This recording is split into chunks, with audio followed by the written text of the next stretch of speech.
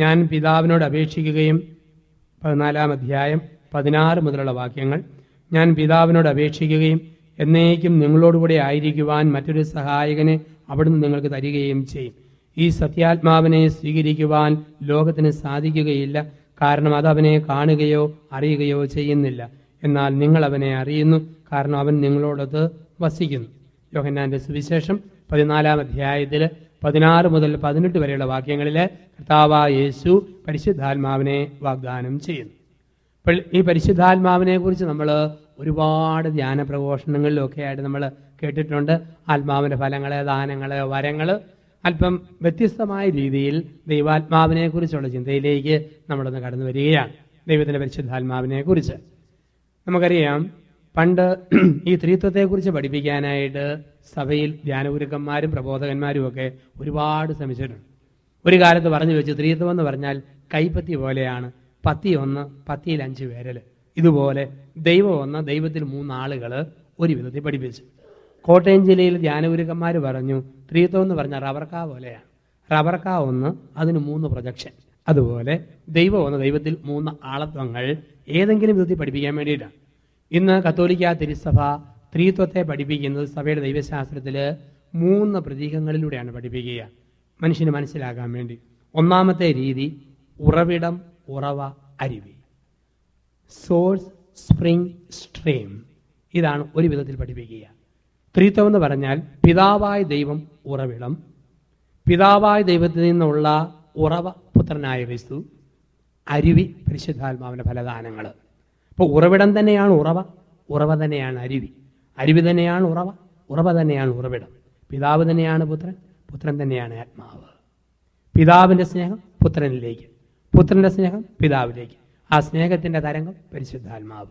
ഉറവിടം, ഉറവ, അരുവി. രണ്ടാമത് പഠിപ്പിക്കുന്ന വിധം സൂര്യൻ, ചൂട്, പ്രകാശം. സൂര്യൻ പിതാവായ ദൈവം, പ്രകാശം പുത്രനായ ക്രിസ്തു, ചൂട് പരിശുദ്ധാത്മാവായ ദൈവം. സൂര്യനിൽ ചൂടുണ്ട്, സൂര്യനിൽ പ്രകാശമുണ്ട്. യോഹന്നാൻ 8:12 ഞാൻ ലോകത്തിൻ്റെ പ്രകാശമാണ്. ചൂട് കൊടുക്കുന്ന പരിശുദ്ധാത്മാവ്. അപ്പം സൂര്യൻ, ചൂട്, പ്രകാശം. പിതാവ്, പരിശുദ്ധാത്മാവ്, പുത്രൻ. മൂന്നാമത് ഭാരതത്തിൽ പഠിപ്പിക്കുന്ന രീതി തായ്വേര്, തായ്തണ്ട്, ജീവരസം. അത് ഏഷ്യയിൽ ദൈവശാസ്ത്ര വിശദീകരണമാണ്. പടിഞ്ഞാറൻ റോമിലും മറ്റും അത് അത്ര ഉൾക്കൊണ്ടിട്ടില്ല. ഏഷ്യയിൽ പഠിപ്പിക്കുന്ന വിധമാണ്. തായ്വേര് പിതാവായ ദൈവം, തായ്തണ്ട് പുത്രനായ ക്രിസ്തു, അതിൽ നിറഞ്ഞു നിൽക്കുന്ന ജീവരസം പരിശുദ്ധാത്മാവ്. ഇപ്പം 3 ഒന്നാണ്, ഒന്നിൽ 3 അടങ്ങിയിട്ടുമുണ്ട്. അപ്പോൾ ഈ പരിശുദ്ധാത്മാവിനെ കുറിച്ച് ഒരുപാട് ചർച്ചകളുണ്ട്. 975 മുതലുള്ള കാത്തലിക് കരിസ്മാറ്റിക് റിന്യൂവൽ മൂവ്മെന്റ്സ് ആരംഭിച്ചതിന് ശേഷം പരിശുദ്ധാത്മാവിനെ കുറിച്ചുള്ള ഒരുപാട് ചിന്തകൾ സഭയിൽ പങ്കുവെക്കുന്നതായിട്ട് നമ്മൾ കാണുന്നു. ഇന്ന് പല ആൾക്കാരുടെ ഓർമ്മ ഈ പരിശുദ്ധാത്മാവെന്ന് പറഞ്ഞാൽ പരിശുദ്ധാത്മാവിന് ഒറ്റ പണിയേ ഉള്ളൂ, ഭാഷാപരം ഹോൾസെയിലായും റീറ്റെയിലായിട്ടും കൊടുക്കുക, വേറെ ഒരു പരിപാടിയില്ലെന്നാണ് പലരുടെ ഓർമ്മ. ഭാഷാപരം ഉണ്ടോ, പരിശുദ്ധാത്മാവുണ്ടോ? ചില ആൾക്കാർക്ക് ഈ ഭാഷാപരം ഇല്ലെങ്കിൽ വലിയ സങ്കടമാണ്. ഭാഷാപരം ഇല്ലെങ്കിൽ ആകെപ്പാടെ ഏതാണ്ട് നഷ്ടക്കച്ചവടം വന്ന പോലെ ഓർമ്മ. എൻ്റെ വീടങ്ങ് ഹൈറേഞ്ചിലാണ്, ഇടുക്കി ജില്ലയിലെ കട്ടപ്പനയെടുത്ത് വലിയ തോവാണ്. അപ്പം ഹൈറേഞ്ചിൽ 2 ചേട്ടന്മാർ വലിയ ധ്യാന കേന്ദ്രത്തിൽ ധ്യാനിക്കാൻ ചെയ്തു. ബുധനാഴ്ച ആയപ്പോൾ എല്ലാവരും ഭാഷാപരത്തിൽ സ്തുതിക്കുന്നു. ഈ ചേട്ടന്മാർ 2 പേരും ചായക്കടക്കാരാണ്. അവർ നോക്കിയിട്ട് അവർക്ക് ഒരു തരിപ്പും ഒരു സ്തുതിപ്പും ഒന്നും തോന്നുന്നില്ല. അവരിങ്ങനെ നോക്കിയിരുന്നിട്ട് കടയിലെ 2 സാധനത്തിൻ്റെ പേര് ഹൈ സ്പീഡിൽ പറയാൻ തുടങ്ങി. ഒന്നാമത്തെ ചേട്ടൻ ഉറക്കെ പറഞ്ഞു വടവട വടവട വടവട വടവട വട. രണ്ടാമത്തെ പറഞ്ഞു പക്കാ വടവട വടവട വടവട വടവട വട. അത് ആത്മാവിൻ്റെ ദാനമായിട്ട് പോരുന്നവരെ കണ്ടിട്ടുണ്ട്. ചില പരിശുദ്ധാത്മാവിന് ഇങ്ങനെയാണ് കാണുന്നത്. ഈ ഭാഷാപരം ഉണ്ടെങ്കിൽ ദൈവത്തിൻ്റെ ആത്മാവുള്ളൂ, അങ്ങനെ ധരിക്കുന്നവരുണ്ട്. ഭാഷാപരം എന്ന് പറഞ്ഞാൽ പല വരങ്ങൾ, ഏറ്റവും സ്റ്റാൻഡേർഡ് കുറഞ്ഞ വരം ബൈബിളിൽ പറഞ്ഞിട്ടുണ്ട്. ഭാഷാപരം വ്യാഖ്യാനിക്കാൻ ആളില്ലെങ്കിൽ ഉറക്കെ പ്രാർത്ഥിച്ചേക്കരുത്, മൗനത്തിൽ ഒറ്റയ്ക്കിരുന്ന് പ്രാർത്ഥിക്കാനും. എന്താണ് ഈ ഭാഷാപരം? ഭാഷാപരം ദൈവം 100 പേരിൽ 90 പേർക്കും കൊടുക്കുന്നുണ്ട് ഈ വരം. ഗ്ലോസലാലിയ എന്ന് പറയും, സയൻറ്റിഫിക് വാക്ക് ഗ്ലോസലാലിയ. അത് ആരും ഓർത്തേക്കല്ലേ, പന്തക്കുസ്തായിക്കാണ് ആരംഭം. അല്ല, ക്രിസ്തുവിന് നൂറ്റാണ്ടുകൾക്ക് മുമ്പ് ബുദ്ധമതത്തിൽ ഇതിൻ്റെ ആരംഭം കാണും. ബുദ്ധമത രേഖകളിൽ ഗ്ലോസലാലിയയെ കുറിച്ച് പറയുന്നുണ്ട്. ബുദ്ധമത രേഖയിൽ സയൻറ്റിഫിക്കായിട്ട് പ്രൂവ് ചെയ്തിട്ടുണ്ട് 2 സിലബിൾസ് ആവർത്തിക്കുമ്പോൾ ദേഹത്ത് വരുന്ന മാറ്റം. 1 ല, 2 ര. ല എന്ന സിലബിളും ര എന്ന സിലബിളും നിരവധി പ്രാവശ്യം ആവർത്തിക്കുമ്പം രക്തധമനികളിലും നാഡിഞരമ്പുകളിലും ദേഹത്തിൻ്റെ വേവ്സിലും ഒരു മാറ്റം വരുമെന്നാണ് പറയുക. അത് സയൻറ്റിഫിക്കായിട്ട് പ്രൂവ് ചെയ്തിട്ടുണ്ട്. ഇന്ന് കിർലിയൻ ഫോട്ടോഗ്രഫി എന്ന് പറയുന്ന ഫോട്ടോഗ്രഫി ഉണ്ട്. റഷ്യയിൽ ആരംഭിച്ച കിർലിയൻ ഫോട്ടോഗ്രഫി. കിർലിയൻ എന്നയാൾ കണ്ടുപിടിച്ച കിർലിയൻ ഫോട്ടോഗ്രാഫി ഫെയ്തിനപ്പുറം സയൻറ്റിഫിക് ആയിട്ട് കാര്യങ്ങൾ ഇന്ന് വിശ്വാസത്തെ തന്നെ സ്ഥിരീകരിക്കുകയാണ്. അപ്പം അതിനകത്ത് പറയുന്ന മനുഷ്യൻ പ്രാർത്ഥിക്കുമ്പോൾ ആൽഫ, ബീറ്റ, ഡെൽറ്റ, തേറ്റ തരംഗങ്ങൾ ദേഹത്തുണ്ടാകും. അങ്ങനെ ശരിക്ക് സ്തുതിച്ച് പ്രാർത്ഥിക്കുമ്പം ഒരു തരംഗം ദേഹത്തുനിന്ന് പുറപ്പെടുമെന്നാണ്. പ്രത്യേകിച്ച് ലാ എന്ന പദവും രാ എന്ന പദവും. അതുകൊണ്ടാണ് ഹല്ലേലൂയ എന്നുള്ള വാക്ക് നമ്മൾ സ്തുതിച്ച് ലലലലല നാവ് തുള്ളുമ്പം ദേഹത്തൊരു മാറ്റം വരുന്നുണ്ട്. ആരാധന എന്നുള്ള വാക്കിൻ്റെ രരരാന്ന് രാവിൽ ഈ രാ എന്ന സിലബിൾ ആവർത്തിക്കുമ്പോൾ ഒരു മാറ്റം വരുന്നുണ്ട്. വെറുതെ അന്ധവിശ്വാസമോ വെറും പുണ്യമൊന്നുമല്ല, ഇതൊക്കെ സയൻറ്റിഫിക് ആയിട്ട് പ്രൂവ് ചെയ്തിട്ടുള്ളതാണ്. അപ്പോൾ ഇത് ബുദ്ധമത രേഖകളിലുണ്ട്. പന്തക്കുസ്താ ദിവസം ഇത് ശക്തമായിട്ട് ആവർത്തിക്കുക. എന്താണ് ഈ ഭാഷാവരം? മനുഷ്യാത്മാവിന് ദൈവത്തോട് കൊഞ്ചാനുള്ള വരം. അതാണ് ഭാഷാവരം. അങ്ങോട്ടും ഇങ്ങോട്ടും വർത്താനം പറയാൻ വേണ്ടിയല്ല ഭാഷാവരം തന്നിരിക്കുന്നത്. ഇത് മനുഷ്യാത്മാവിന് ദൈവത്തോട് കൊഞ്ചാനുള്ള വരം. മലയാളം പണ്ഡിറ്റായ അമ്മ സംസ്കൃത അധ്യാപകയാണ്. 2 വയസ്സുള്ള കൊച്ചിനോട് വേൾഡ് ക്ലാസിക്കാണോ സംസാരിക്കുക? മണിപ്രവാള, ശാകുന്തളം, നളചരിതം, ആട്ടക്കഥയൊക്കെയാണോ പറയുക? അമ്മ കൊച്ചിനോട് കൊഞ്ചിക്കൊണ്ട് പറയും. നാക്ക് പഠിക്കാഞ്ഞിട്ടൊന്നുമല്ല, കുഞ്ഞിന് മനസ്സിലാകുന്ന ഭാഷയത്. ഇതുപോലെ മനുഷ്യാത്മാവിന് ദൈവത്തിന് മുമ്പിൽ കൊഞ്ചാനുള്ള വരം. ഉള്ളിൽ നിന്ന് ഏറ്റവും തുറന്ന പ്രാർത്ഥന അത് തന്നെയല്ലേ. നമുക്കല്ലേ പ്രാർത്ഥനയ്ക്ക് ഒരു സ്വയം പ്രേരിത പ്രാർത്ഥനയ്ക്ക് വലിയ ആമുഖമൊക്കെ നമുക്കാവുള്ളത്. സർവശക്തനായ വരം പൊരുളെ, അണ്ടകടാകത്തിൻ്റെ വിധാതാവേ, വിശ്വപ്രപഞ്ചത്തിൻ്റെ സൃഷ്ടാവേ, മാർപ്പാപ്പായ കാത്തോണെ. ഇത്രയും പറയാൻ വേണ്ടിയാണ് ഈ വണ്ടർഫുൾ ഇൻട്രഡക്ഷൻ. അപ്പം യഥാർത്ഥ പ്രാർത്ഥനയ്ക്കകത്ത് ഈ അത്ഭുതകരമായ ഇൻട്രഡക്ഷൻ്റെ ആവശ്യമൊന്നുമില്ല. ഞാൻ പാലാരൂപത്തിലൊരു പള്ളിയിൽ ധ്യാനിപ്പിച്ചപ്പം 19 പേരെ ചുറ്റുവിരുത്തി മധ്യസ്ഥ പ്രാർത്ഥന പഠിപ്പിക്കുകയായിരുന്നു. അപ്പോൾ ഈ പ്രാർത്ഥിക്കുന്ന കൂട്ടത്തിൽ ഒരു പ്രാർത്ഥനാ ഗ്രൂപ്പിൽപ്പെട്ട പാപ്പൻ ചേട്ടൻ എന്ന് പറയുന്ന പാറവടിക്കാരൻ വെടിമരുന്ന് ചൂടാക്കിയപ്പം പൊള്ളി ആശുപത്രി കിടക്കുകയായിരുന്നു. അപ്പം പ്രാർത്ഥിച്ച കൂട്ടത്തിൽ ഒരു ചേട്ടത്തി ഉള്ളു തുറന്നൊരു പ്രാർത്ഥന, കർത്താവായ യേശുവേ, വെടിമരുന്നിന് തീ പിടിച്ച് കിടക്കുന്ന വെടിക്കാരൻ പാപ്പനെ ടപ്പയെന്ന് സുഖപ്പെടുത്തണമേ എന്ന് നിന്നോട് ഞാൻ പ്രാർത്ഥിക്കുന്നു. ഞാൻ അറിയാതെ തിരിച്ചു പോയി. എനിക്ക് തോന്നി പാറവടി പൊട്ടുന്ന പോലെ ഈ ടപ്പയെന്ന് സുഖപ്പെടുത്തണമേ. ഇപ്പൊ തമ്പുരാന് മുമ്പിലെ ഏറ്റവും നല്ല പ്രാർത്ഥന ഉള്ളിൽ നിന്ന് വരുന്ന പ്രാർത്ഥനയാണ്, അകത്തുനിന്ന് വരുന്ന പ്രാർത്ഥന. ഒന്ന് ഓർത്ത് നോക്കുക. അമേരിക്കയിൽ ജോലിയുള്ള ചെറുപ്പക്കാരി മോള് കല്യാണത്തിനൊക്കെ മുമ്പ് അവധിക്ക് വീട്ടിൽ ചെല്ലും. ധ്യാനമൊക്കെ കൂടി വചനമൊക്കെ വായിച്ച് നല്ല അഭിഷേകമുള്ള മോളങ്ങോട്ട് കയറി ചെല്ലുമ്പോഴേ 65 വയസ്സുള്ള അമ്മ മോളെ ഇങ്ങനെ പ്രതീക്ഷയോടെ കാത്തു നിൽക്കുക. മോളെ കണ്ടപാടെ അമ്മ നെറ്റിയിലെ വേർപ്പെല്ലാം കൂടെ വടിച്ചൊഴിച്ച് അരപ്പിനകത്ത് ചേർത്തിട്ട് ഇറങ്ങി മോടെ നേരെ ഇങ്ങനെ കൈ നീട്ടി വരുന്നു. ഈ മോളോ അമ്മയെ കണ്ടപാടെ വളരെ സ്നേഹത്തോടെ വിളിക്കുക, ഓ ജനനി. അമ്മ പറയും, പൊന്നു മോളെ നിനക്ക് ഭ്രാന്തി പിടിച്ചോന്ന് ചോദിക്കും. അമ്മയ്ക്ക് ഏറ്റവും ഇഷ്ടം അമ്മയെന്ന് കേൾക്കാൻ, അല്ലാണ്ട് തായേ ജനനി ഈ വിളി കേൾക്കാനല്ല. ഭാഷാവരം ഇതാണ്. ഉള്ളിൽ തോന്നുന്നത് അതുപോലെ പ്രകടിപ്പിക്കുന്നു. മനുഷ്യാത്മാവിന് ദൈവത്തിന് മുമ്പിൽ നിന്ന് കൊഞ്ചാനുള്ള വരം. അപ്പോൾ ദൈവം കൊടുക്കുന്നൊരു വരവാണ്. വേറെ ചില ആൾക്കാരുടെ ഓർമ്മ ഒരു ധ്യാനം കൂടുമ്പോഴേ ദർശനവരം കിട്ടണമെന്നാണ് ചിലരുടെ ഓർമ്മ ഇതാണ്. ഞാൻ മുണ്ടക്കയം പള്ളി ധ്യാനിപ്പിച്ചിട്ട് 2-ാം ദിവസം ഒരു ചേർത്തി വന്ന് ചോദിക്കുക, അച്ഛാ ഇന്നലെ രാത്രി ഞാൻ സ്തുതിച്ച് പ്രാർത്ഥിച്ചുകൊണ്ടിരുന്നപ്പം ഒരു മുറം ഇങ്ങനെ നടന്നു വരുന്നു, എന്നാ അച്ഛാ അർത്ഥം? നീ എന്നാ പറയാൻ പറ്റും? ഞാൻ ചോദിച്ചു, പെങ്ങളെ മുറ ഒറ്റയ്ക്കാണോ വന്നതെന്ന് ചോദിച്ചു. അതെ, മുറ ഒറ്റയ്ക്കാണ്. ഞാൻ പറഞ്ഞു, കറ്റ പുറകെ വരും, അവിടെ എങ്ങാണ്ട് കൊയ്ത്ത് നടക്കുന്നുണ്ട്, അതുകൊണ്ട് മുറം മുന്നോട്ട് പോകുന്നതാണ്. ഇപ്പൊ ചില ആൾക്കാർ കണ്ണടച്ചാൽ ഉടനെ ദർശനം കിട്ടണം, ചിലർക്ക് ഉടനെ തന്നെ ഭാഷാവരം കിട്ടണം. ഇപ്പൊ ദൈവത്തിന്റെ ആത്മാവെന്ന് പറഞ്ഞു കഴിയുമ്പോഴത്തേക്ക് ഈ ദർശനവരം, ഭാഷാവരം എന്നൊക്കെ പറയുന്നത് തമ്പുരാൻ കൂടെ തരുന്ന സഹായമെന്ന് മാത്രം. അതിനപ്പുറം ഇവിടെ ഇപ്പോൾ ഒരു 400 പേര് ധ്യാനത്തിൽ പങ്കെടുത്താൽ അതിൽ ദൈവം 399 പേർക്കും കൊടുക്കുന്ന വരം, ചിരിച്ചുകൊണ്ട് കുരിശെടുക്കാനുള്ള വരം, സഹിക്കാനുള്ള വരം, പരാതി പറയാതിരിക്കാനുള്ള വരം, ഏത് കണ്ണുനീരിൻ്റെ നടുവിലും തകരാതെ ആത്മസംയമനത്തോട് പിടിച്ചു നിൽക്കാനുള്ള വരം. ഇതൊക്കെ വരവാ. ആ കൂട്ടത്തിൽ ഒരു സൈഡ് പോയിട്ട് കിട്ടുന്നു, ഭാഷാപരമായിട്ടോ ദർശനപരമായിട്ടോ. ഇപ്പം പരിശുദ്ധാത്മാവ് നമ്മളുണ്ടെന്നുള്ളത് ഏറ്റവും പ്രധാനപ്പെട്ടത്. സ്നേഹിക്കാൻ പറ്റിയാല, ഉദാഹരണത്തിന് ഭർത്താവിനെ കുറെ കൂടി ആത്മാർത്ഥമായിട്ട് സ്നേഹിക്കാൻ ഒരു ധ്യാനം കഴിഞ്ഞ് ഭാര്യയ്ക്ക് സാധിച്ചാൽ പരിശുദ്ധാത്മാവുണ്ട്. ഭാര്യയെ അല്പം കൂടെ ആത്മാർത്ഥത്തോടെ സ്നേഹിക്കാൻ ഭർത്താവിന് കഴിഞ്ഞോ? പരിശുദ്ധാത്മാവുണ്ട്. സഭയ്ക്ക് വേണ്ടി മരിക്കാൻ എനിക്ക് താല്പര്യം തോന്നുന്നു, പരിശുദ്ധാത്മാവുണ്ട്. ഈ സ്നേഹമില്ലാതെ എന്നാ സ്തുതിച്ചാൽ എന്നാ കാര്യം, എന്നാ വരമുണ്ടല്ലോ എന്നാ കാര്യം. അതുകൊണ്ടല്ലേ 1 കൊരിന്ത്യർ 13 പറഞ്ഞത്, ഞാൻ മനുഷ്യൻ്റെയും മാലാഖമാരുടെയും ഭാഷകളിൽ സംസാരിച്ചാലും സ്നേഹമില്ലെങ്കിൽ ഞാൻ മുഴുങ്ങുന്ന ചേങ്ങലയോ ചിലമ്പെന്ന കൈത്താളമോ ആണ്. എൻ്റെ ദേഹം എരിയാൻ വിട്ടുകൊടുത്താലും സ്വത്ത് മുഴുവൻ സാധുക്കൾക്ക് വിതരണം ചെയ്താലും സ്നേഹമില്ലെങ്കിൽ ഞാൻ ഒന്നുമല്ല. അപ്പോൾ 1 കൊരിന്ത്യർ 13 പരിശുദ്ധാത്മാവിൻ്റെ ഏറ്റവും വലിയ ഫലവും ദാനവും വരവും ഒക്കെ നിറഞ്ഞിരിക്കുന്നതായിട്ട് കാണുക. സഭയുടെ ചരിത്രത്തിൽ പരിശുദ്ധാത്മാവിൻ്റെ 7 ഇടപെടലുകൾ കാണാം. ക്രൈസ്തവ സഭയുടെ ചരിത്രത്തിൽ ദൈവത്തിൻ്റെ പരിശുദ്ധാത്മാവിൻ്റെ ശക്തമായ 7 ഇടപെടലുകൾ കഴിഞ്ഞ 2000 വർഷങ്ങളിൽ സംഭവിച്ചു. 1, പരിശുദ്ധാത്മാവിൻ്റെ 1ാമത്തെ ഇടപെടൽ നമ്മൾ കാണുക പന്തക്കുസ്താ ദിവസമാണ്. സെഗിയോൻ ശാലയിൽ പരിശുദ്ധ അമ്മയും ശിഷ്യന്മാരും പ്രാർത്ഥിച്ചുകൊണ്ടിരുന്നപ്പോൾ കൊടുങ്കാറ്റിന്റെ അരപ്പുണ്ടായി. ഭവനം മൊത്തം കുലുങ്ങുന്നത് പോലെ തോന്നി. അവിടെ തീനാളത്തിന്റെ രൂപത്തിൽ ദൈവത്തിന്റെ ആത്മാവ് നിൽക്കുന്നതായിട്ട് അവരനുഭവിച്ചു എന്നാണ് പറയുക. അപ്പോൾ പരിശുദ്ധാത്മാവിന്റെ ഒന്നാമത്തെ ഇടപെടൽ സഭാചരിത്രത്തിൽ കാണുക പന്തോക്കോസ്താ ദിവസം. 2, 3 നൂറ്റാണ്ടുകൾ കഴിഞ്ഞു സഭയ്ക്ക് പീഡന കാലഘട്ടമായിരുന്നു. 312 ആണ്ടിൽ കോൺസ്റ്റന്റൈൻ ചക്രവർത്തി സഭയ്ക്ക് സ്വാതന്ത്ര്യം കൊടുത്തു. ഇത് എഡിക്റ്റ് ഓഫ് മിലാൻ എന്ന് പറയുന്ന മിലാൻ വിളംബരത്തിലൂടെ. അതിനുശേഷം സഭയ്ക്ക് സ്വാതന്ത്ര്യമായപ്പോൾ പഴയ ഇടയന്റെ സ്ഥാനത്ത് രാജാക്കന്മാരും ഇടയന്റെ കുടിലിന് പകരം വത്തിക്കാൻ കൊട്ടാരങ്ങളും അരമനകളും മെത്രാസന മന്ദിരങ്ങളും പാലസുകളും ഉയർന്നു.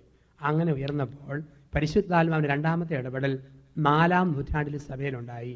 അതായിരുന്നു സന്യാസ പ്രസ്ഥാനങ്ങളുടെ ആവിർഭാവം. വിശുദ്ധ ബെനഡിക്റ്റും മരുഭൂമിയിലെ താപസനായ അന്തോനീസുമൊക്കെ ലോകത്തിന് സുഖവും കൊട്ടാരങ്ങളും സൗകര്യങ്ങളും വലിച്ചെറിഞ്ഞിട്ട് താപസരായി ഭക്ഷണത്തിൽ ചാരം തൂളിക്കൊണ്ട് കൈപ്പേറിയ ഭക്ഷണവും മണലിൽ മുട്ടുകുത്തി മുള്ളരിങ്ങാണവും ധരിച്ച് ചമ്മട്ടി അടിക്കുന്ന ക്രൈസ്തവ സന്യാസ പ്രസ്ഥാനങ്ങളുടെ ഉത്ഭവം പരിശുദ്ധാത്മാവിന്റെ രണ്ടാമത്തെ ഇടപെടൽ. 3, കാലങ്ങൾ പിന്നെയും കഴിഞ്ഞപ്പോൾ സഭയിൽ ഒരുപാട് സുഖസന്തോഷങ്ങൾ വർദ്ധിക്കുകയും ഒത്തിരി മേളങ്ങൾ തുടങ്ങുകയും ചെയ്തപ്പോൾ ഈ ലോകത്ത് ജീവിതത്തിന് ഇവിടെയാണ് സുഖം, ഇവിടുത്തെ ശവക്കലറോട് ജീവിതം തീർന്നു, ഇതിനപ്പുറത്ത് ഒന്നുമില്ല എന്ന് മനുഷ്യർക്ക് തോന്നിയപ്പോൾ പരിശുദ്ധാത്മാവിന്റെ മൂന്നാമത്തെ ഇടപെടൽ സഭയിലുണ്ടായി. അതായിരുന്നു വിശുദ്ധന്മാരുടെയും വിശുദ്ധകളുടെയും ഉത്ഭവം. ഇവിടെ നഷ്ടം സഹിക്കുന്നവർക്ക് മരണാനന്തരം ഒരു സമ്മാനം ലഭിക്കും. ഇവിടുത്തെ ശവകലറയ്ക്കപ്പുറത്ത് ഒരു ജീവിതമുണ്ട്. ഇവിടം കൊണ്ട് ഒതുക്കാവുന്നതല്ല മനുഷ്യന്റെ ജീവിതം.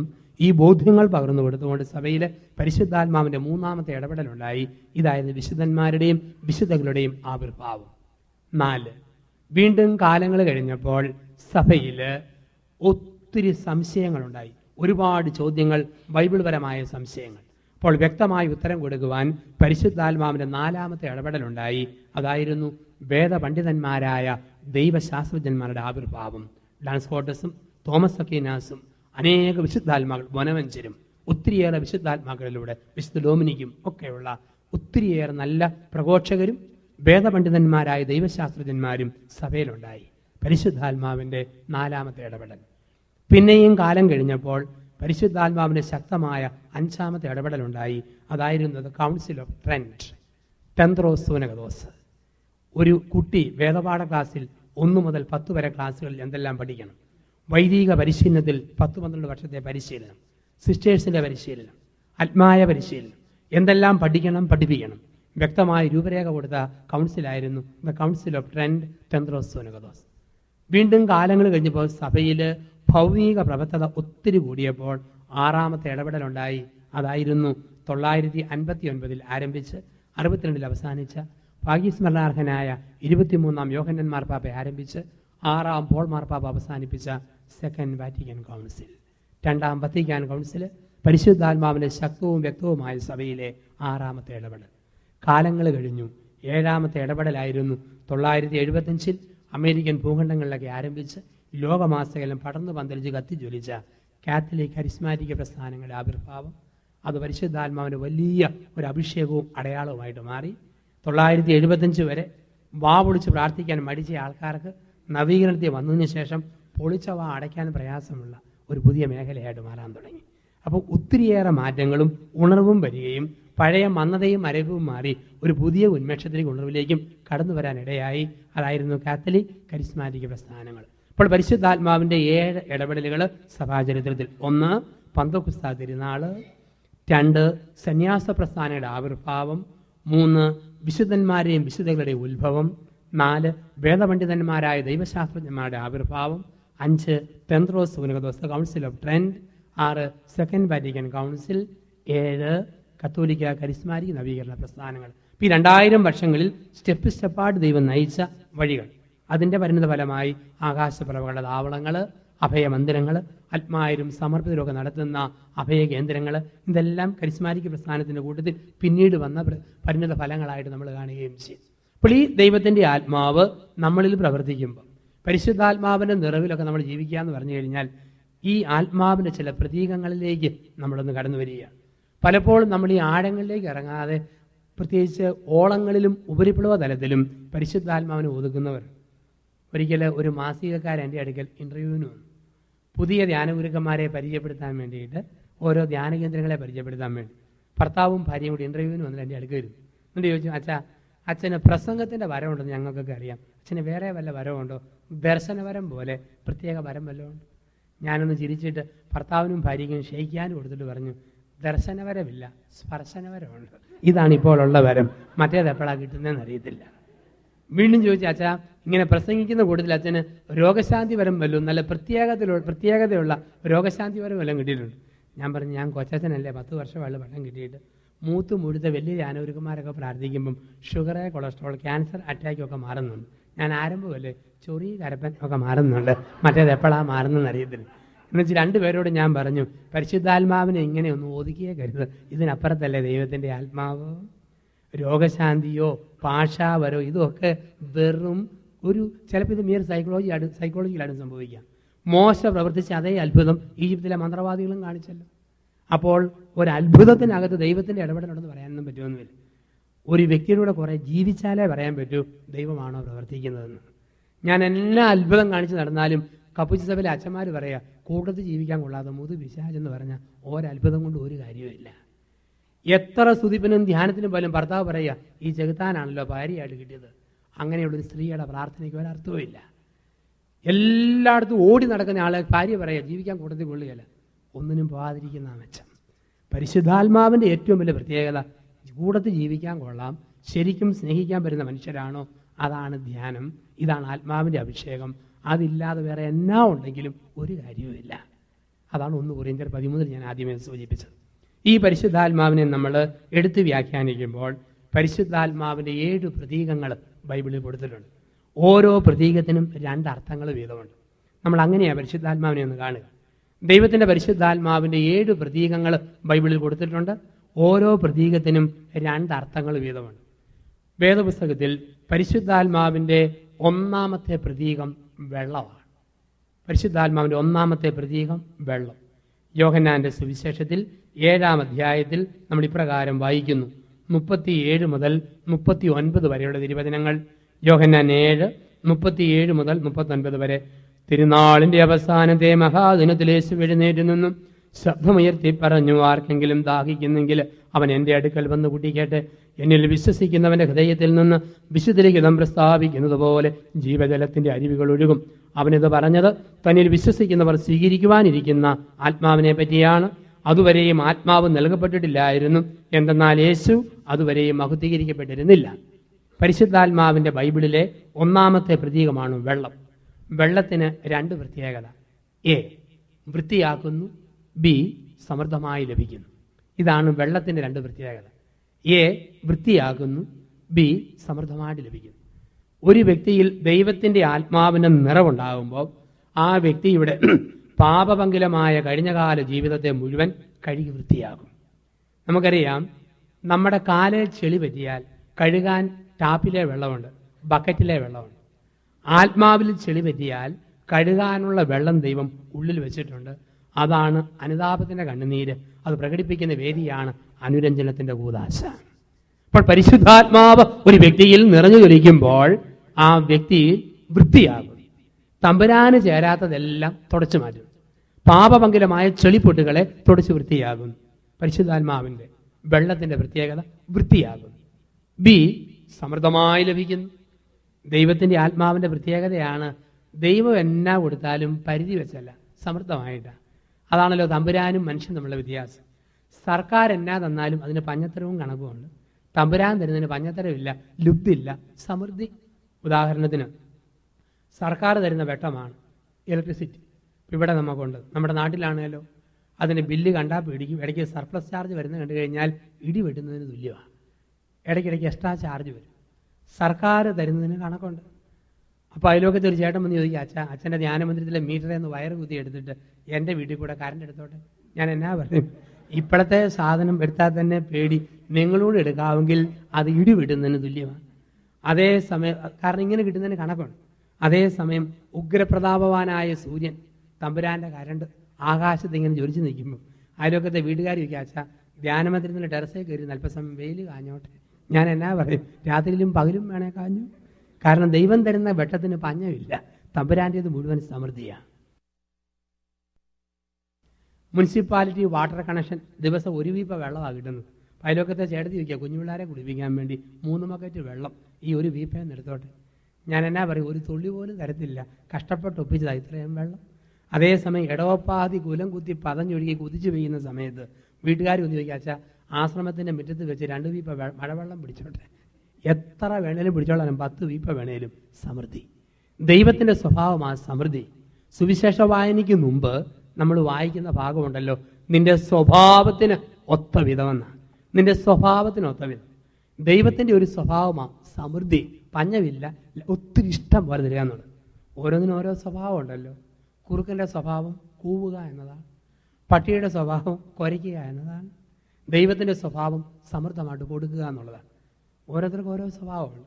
ഞാൻ ആദ്യം ഒരു 2000 ആണ്ടിൽ മില്ലേനിയം മീറ്റിൽ പങ്കെടുക്കാൻ വേണ്ടി UNOയുടെ മലയാളികളെ സംഘടിപ്പിച്ച പ്രോഗ്രാമിലേക്ക് എന്നെ വിളിച്ചു, ദമ്പതിമാർ ക്ലാസ് കൊടുക്കാൻ വേണ്ടി അന്ന്. അപ്പം അങ്ങനെ പോരുന്ന സമയത്ത് കടന്നു പോരുക. അപ്പം ഇങ്ങനെ പോരുന്ന സമയത്ത് ആംസ്റ്റർഡാമിലേക്ക് പ്ലെയിനിൽ ഇങ്ങനെ പോകുന്നൊരു സമയം. അപ്പം അങ്ങനെ പോകുന്നൊരു സമയത്തുണ്ട്, ഈ അബുദാബിയിൽ നിന്ന് ആംസ്റ്റർഡാമിലേക്ക് പോകുന്ന സമയത്ത് ഒത്തിരി 1,500 പേരിക്കുന്ന വലിയൊരു പ്ലെയിൻ അങ്ങ് ഉറങ്ങി വെട്ടം വീണ് എഴുന്നേറ്റപ്പോഴത്തേക്ക് പുഴുങ്ങിയ തുണിയെല്ലാം കൂടെ തന്നു തുടച്ചു സാവധാനം എഴുന്നേറ്റ് നോക്കുമ്പോഴത്തേക്ക് മുൻവശത്തൊരു സ്ത്രീ ഇരിക്കുന്നു. കാച്ചിക്കാ പൊഴിഞ്ഞ പോലെ മുടിയൊക്കെ പൊക്കി കെട്ടി പഴുതാര തേള ആമ സകല സാധനവും പിൻപോലെ കുത്തി പിടിപ്പിച്ച് ഈ സ്ത്രീ ഇങ്ങനെ ഇരിപ്പുണ്ട്. ഇരിപ്പും മുടിയുടെ കെട്ടും കിടപ്പ് എനിക്ക് തോന്നി മിക്കവാറും മലയാളി ആയിരിക്കും. ബാക്കി മുഴുവൻ തൊലിവെടുത്ത സായിപ്പായതുകൊണ്ട് എനിക്ക് തോന്നി ഒന്ന് മിണ്ടിയാ കൊള്ളാം.